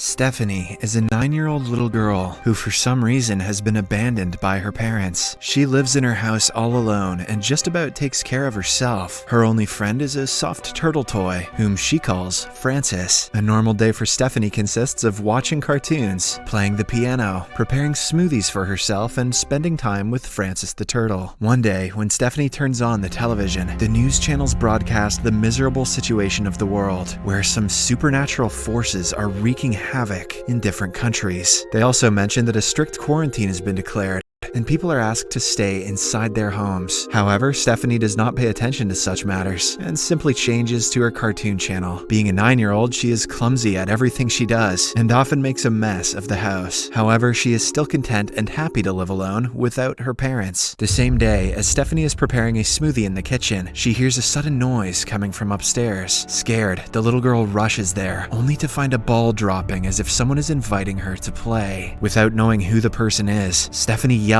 at him or her and returns to the kitchen. Unfortunately, there, she steps on a broken piece of glass, which causes her to scream in pain. But as there is no one to look after her, she quickly regroups and limps upstairs, where she grabs a first aid kit and tends to her wound. Later at night, Stephanie prepares dinner and serves it on plates for 4 people in the family, 2 for her parents and the other 2 for her brother and herself. None for Francis. That's just not right. She then brushes her teeth and sleeps after reading a tale to her doll, Francis. The next morning, Stephanie places Francis on the floor and urges him to play hide and seek. She then goes straight to a room and hides inside a makeshift tent. There, while she is looking at a family photo album, Stephanie hears a dangerous creature's sound coming from outside the house. Terrified, she closes her mouth and tries her best to remain quiet. The monster hurls near Stephanie, but leaves when it doesn't see anyone. After a while, Stephanie slowly comes out of her tent and approaches the window to take a look at the creature. Sadly, she sees no one and deduces that the creature has escaped into the nearby woods. She then tells Francis that the monster doesn't like noises, so they should remain silent. In the afternoon, as Stephanie is playing football with Francis, she notices her pet rabbit, Mr. Hopper, wandering around the garden. Turns out that he has somehow managed to get out of his cage. Stephanie asks Mr. Hopper to wait for a while and rushes to the kitchen to prepare some food for him. After some time, she comes back with a bowl full of tomato sauce. She then tries to lure Mr. Hopper back inside, but fails as the rabbit hops towards the woods. Dickhead rabbit don't deserve my tomato sauce anyway. Afterward, when Stephanie is brushing her teeth at night, the electricity suddenly cuts off, making her scared. She then rushes to her brother Paul's room and holds his hand. Strangely, the hand looks pale and weak, as if he is already dead. But when Stephanie urges Paul to protect her, his hand slowly moves, implying that a supernatural force is controlling him now. At night, she hears a loud bang by the window, which scares the life out of her. Slowly and warily, she goes to check and finds blood all over the place. The little girl follows the trail and finds her pet rabbit, Mr. Hopper, badly injured and bleeding on the table. Enraged, she enters Paul's room and blames him for the rabbit's death and the departure of their parents. She then picks up a baseball bat and starts bashing his body, which is lying on the bed. Because of this, the cloth covering Paul's head slips, which reveals his decomposed face. The following night, it is raining and the power again cuts off. Stephanie goes to the basement to get some candles, and while there, she notices the washing machine shaking violently, like someone is trapped inside. Afraid, she runs straight to her makeshift tent and sleeps. Late at night, Stephanie hears someone opening the door. She walks downstairs to check it and sees water everywhere on the floor. She assumes that someone has managed to sneak inside the house. When lightning occurs, one can clearly see that someone is standing behind her back. I don't think I've ever described a jump scare like that before. Frightened, Stephanie goes to the bathroom and locks herself inside. The footsteps start approaching her, making her close her mouth in horror. But to her surprise, it's her parents, Eric and Jane, who have returned to visit her. After all this, the little girl reunites with her parents and sleeps with them. The next day, Jane changes her dress in front of Stephanie, assuming that she is sleeping. However, she is wrong. The little girl is awake and she stares at her mother from behind. Strangely, there are some dot-like scars on her mother's belly, which frightens Stephanie. Later, she notices her father carrying wooden blocks, trying to prepare a fence around the house. He claims that he is doing this to protect the house from the monster monster. Seeing this, Stephanie rushes to her brother's room, but does not find his corpse there. Without notifying anyone, she then walks into the woods in search of her brother. But to her dismay, she finds that her parents have already buried Paul near the backyard. Angry, the little girl frantically tries to dig out the body with her hands, but at the same time, she is called by her parents. When Stephanie returns home, her mother Jane urges her to never step out of the fence without their permission. The little girl obliges, but expresses her desire to have Paul back in the house. The next morning, while having pancakes for breakfast, Stephanie asks her mom why she left her alone in the house. Jane replies that it was not her choice because they had assumed that Stephanie was also captured by the monster. Hearing this, the little girl tells her mother that the monster lives in the woods and will attack them whenever there is chaos or noise inside the house. She also mentions that one should remain silent and calm when the monster enters the house. Later at night, the dead body of Paul is brought back to the house through the window by an unseen force. Both the parents are sad to see this, as they had just buried him with heavy hearts. However, Stephanie reacts normally as if nothing had happened. During dinner, she asks Eric if the monster brought her brother back, and Eric confirms it. He also tells Stephanie that the monster is after her and will follow them wherever they go. In the next scene, Stephanie secretly enters her mother's room and finds numerous newspaper articles posted on a board, including little children like her committing heinous crimes. She goes through a book kept on the table and gets to know that Jane is actually trying to study brain surgery and its procedures. While she is looking through other posters, Jane rushes into the room, causing Stephanie to hide under the table. Jane looks worried, and when she looks at the brain pictures, she loses her temper and throws them away. Afterward, Stephanie can be seen chilling in the bathtub when Eric approaches her. He tells her that the monster is not an external force, but only the result of her bad feelings. Hence, she needs to control herself and try not to let the negative feelings take over her. Stephanie politely agrees, but in return, asks her father why she was left alone. This makes Eric emotional, and he slowly whispers that he was afraid and had no idea what to do to save his family. At night, Stephanie walks downstairs and hears her parents discussing ways to keep her under control. Eric seems positive, believing that Stephanie can control her emotions, while Jane thinks otherwise. She suggests that they perform a brain procedure, but Eric opposes it, stating that it has high risks. He also continuously mentions that he doesn't want to lose his daughter. Stephanie, who is hearing all of this, doesn't say a word and simply returns to her room to sleep. In her dream, she hears a strange sound coming from the other side of the entrance door. Slowly, she walks towards it and notices that it is already open. Suddenly, when she approaches the door, it closes, making her terrified. Despite this, she slowly opens it again and finds her father's ghost on the other side. With this, she starts screaming and eventually wakes up from her nightmare. However, Stephanie is still not convinced that it was only her imagination. Hence, she goes downstairs and stands in front of the same door. But just then, her parents arrive and comfort her. Stephanie tells Eric that she saw the monster killing him in her dream. And as soon as she says this, the entrance door opens all of a sudden, and an unseen paranormal force drags Eric out. Seeing this, Jane carries Stephanie and takes her to a hiding place inside a closet. Stephanie asks her mother to remain calm and silent so that the monster won't hear them and return. After a while, everything goes silent, and Jane steps out of the closet to check around. When she notices nothing, she confirms to the little girl that everything is under control. But unfortunately, when she asks Stephanie to accompany her, she is pulled by the same unseen force. Frightened, Stephanie runs to her room, grabs Francis, and jumps from the window. She injures herself in the process, but gets right back up and tries to climb a ladder and back to the house. Eric and Jane try to stop her, but to no avail, as the unseen force, which seems to be originating from the little girl herself, keeps dragging them back. Fortunately, Jane uses the last of her strength and pulls Stephanie down from the ladder. But their troubles are far from over. As the parents lie on the ground, a strange creature with tentacles tries to attack them from all sides. Jane orders her daughter to stop, but the little girl is so afraid that she doesn't comply. But before any damage is caused, Jane whips out a chloroformed handkerchief and puts it against Steph's face, hence putting her to sleep. Now, with the creature silenced, she tells Stephanie,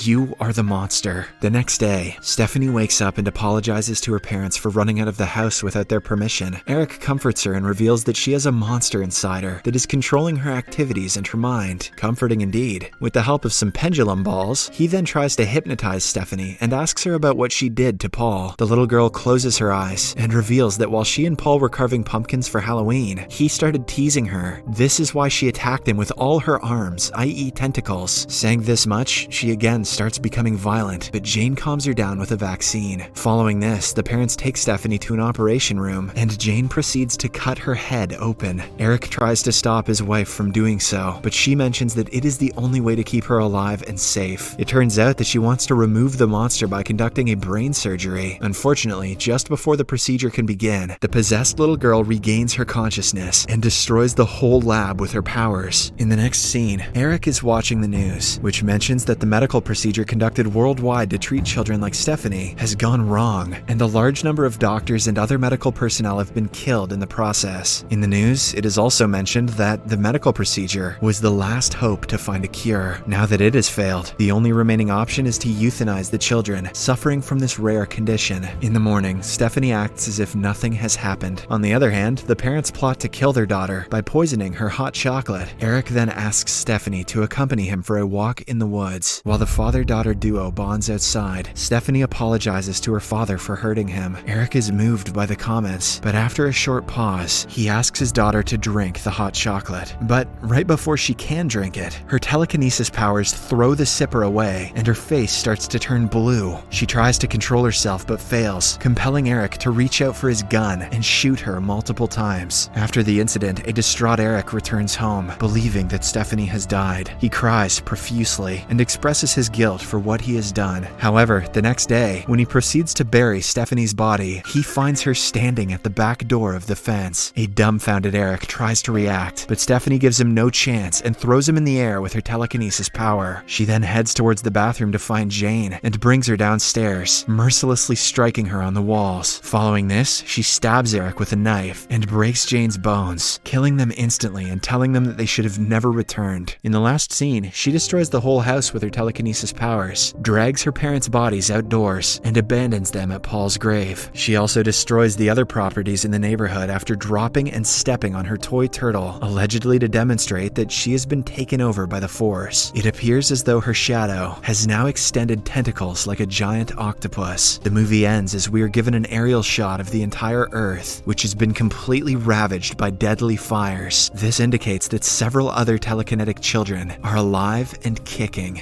Subscribe for more videos like Stephanie is a 9-year-old little. The opening scene of the film titled Next sees a middle-aged man named Chris Johnson sitting at a diner's bar. He glanced up at the clock inside the diner and clicked on his watch, immediately looking outside afterward to see if something was going to happen. He seemed disappointed when nothing happened. In downtown Las Vegas, National Security Officers Callie and Kavanaugh were among the audience of a magic show. They were assigned to follow the magician, who is actually Chris. Chris stood on a stage as a magician called a mind reader. He approached a couple in the audience and guessed that the man came from Seoul, Korea, which the man agreed was right. He then invited the man's wife on stage, where he predicted that on the count of 3, the necklace would fall into the girl's glass. And it did. The necklace then disappeared from the girl's glass, and when the girl reached inside Chris' pockets like he told her to, the necklace was there. After his performance, Chris went to the casino to gamble. Working as a magician doesn't really pay enough for Chris, so sometimes he gambles at the casino to earn more money. It was revealed that Chris has the ability to foresee events that are going to happen to him in the next 2 minutes, but it was clarified that he can't see longer than that. Chris uses this ability of his to gamble in the casino, but only against the house and not other players, to avoid drawing attention to himself. As Chris was playing, he was being closely watched by the security men through the CCTV camera, as he seemed suspicious to them. When Chris looked up and stared directly into the camera, the head security officer assumed that Chris was cheating and ordered his men to approach him. The latter sensed what was going to happen and walked away from the table to the counter to get the cash he won. There, Chris saw a guy approaching and predicted that he was going to shoot 2 people. So when the guy got close enough, he tackled him and took his gun away. The security guards arrived and tried to get Chris, but the latter just calmly escaped the casino, hiding in plain sight. Once he was outside, Chris casually stole a car and drove away, with police cars chasing after him. Chris caught a glimpse of the future, where he sees himself getting hit by the incoming train. So to avoid both police cars and the train, Chris sped up and crossed the tracks just in time, effectively losing the police cars on his tail. Inside the casino, Callie and the chief reviewed the security footage of Chris escaping the casino, and Callie insisted to the chief that Chris really does have a definable ability and all his predictions had nothing to do with luck. The chief reminded her that the Russian Federation stole a 10-kiloton nuclear weapon 5 weeks ago and that they need to focus on finding it instead of stalking a magician. Callie convinced him that Chris would be able to help them using his abilities, and the chief gave her 5 days to capture Chris. Callie ordered Kavanaugh to get Roybal, the head security officer, in the truck. She questioned Roybal about what they were doing or talking about in the security room and confirmed that Chris didn't have to be in the same room to pick up on what was going to happen.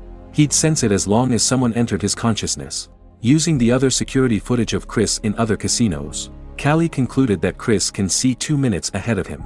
Kavanaugh entered the room and reported that they had found Chris. Chris drove the stolen car into the garage, where he found an elderly man named Irv inside. Chris cleaned himself up as he and Irv talked about the girl that Chris keeps seeing inside his head. Chris stated that the girl had already shown up at the diner, and Irv asked him to play pool while they talked about the girl. It was revealed that Chris can't see anything further ahead than 2 minutes except for the girl. Chris then got a glimpse into the future.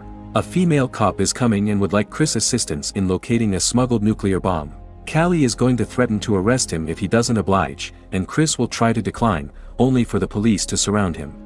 Back in the present, Chris decided to leave, and when Callie arrived, she knew she missed Chris by seconds. The next day, Chris was at the diner once again, waiting for the girl that he'd been seeing a lot in his mind. When the clock struck 8:09, he clicked on his watch again and looked at the entrance of the diner. There she saw a beautiful girl named Liz entering the diner. It was the girl he's been seeing a lot in his predictions. Liz sat in a nearby booth, and Chris watched her, seeing all the things that could happen if he approached her. Chris also saw that Liz's ex-boyfriend, Kendall, was going to come into the diner and approach Liz. Kendall would try to force Liz into talking to him, and Chris would approach them to help Liz wave Kendall off.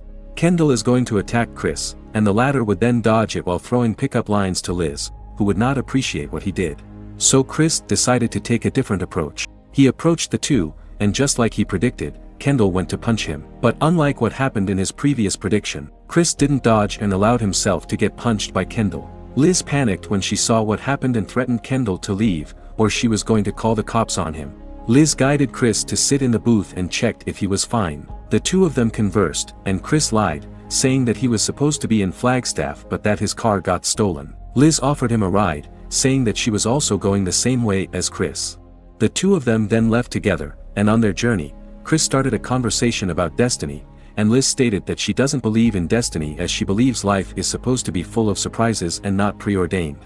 Back in the diner, Callie and Kavanaugh were questioning the diner employees about Chris. They learned that Chris left with a woman and that they were headed to Flagstaff. Callie also learned about Roybal, who was found dead, and she was displeased as she knew it had something to do with Chris Johnson. Meanwhile, in a harbor somewhere, we see the terrorists preparing the nuclear bomb. 2 men, Smith and Jones, went into the room where we can see the 2 individuals who killed Roybal. It was then revealed that they were also looking for Chris so they could capture him before the FBI agents did. Jones told them to get rid of Chris once they found him. At night, Chris and Liz were back on the road, and it was raining hard. They stopped to see a roadblock, and the construction workers informed them that there were rocks blocking the way and they wouldn't be able to continue until the next morning. The construction workers suggested Chris and Liz book a room in a nearby motel, and Chris and Liz listened to their suggestion.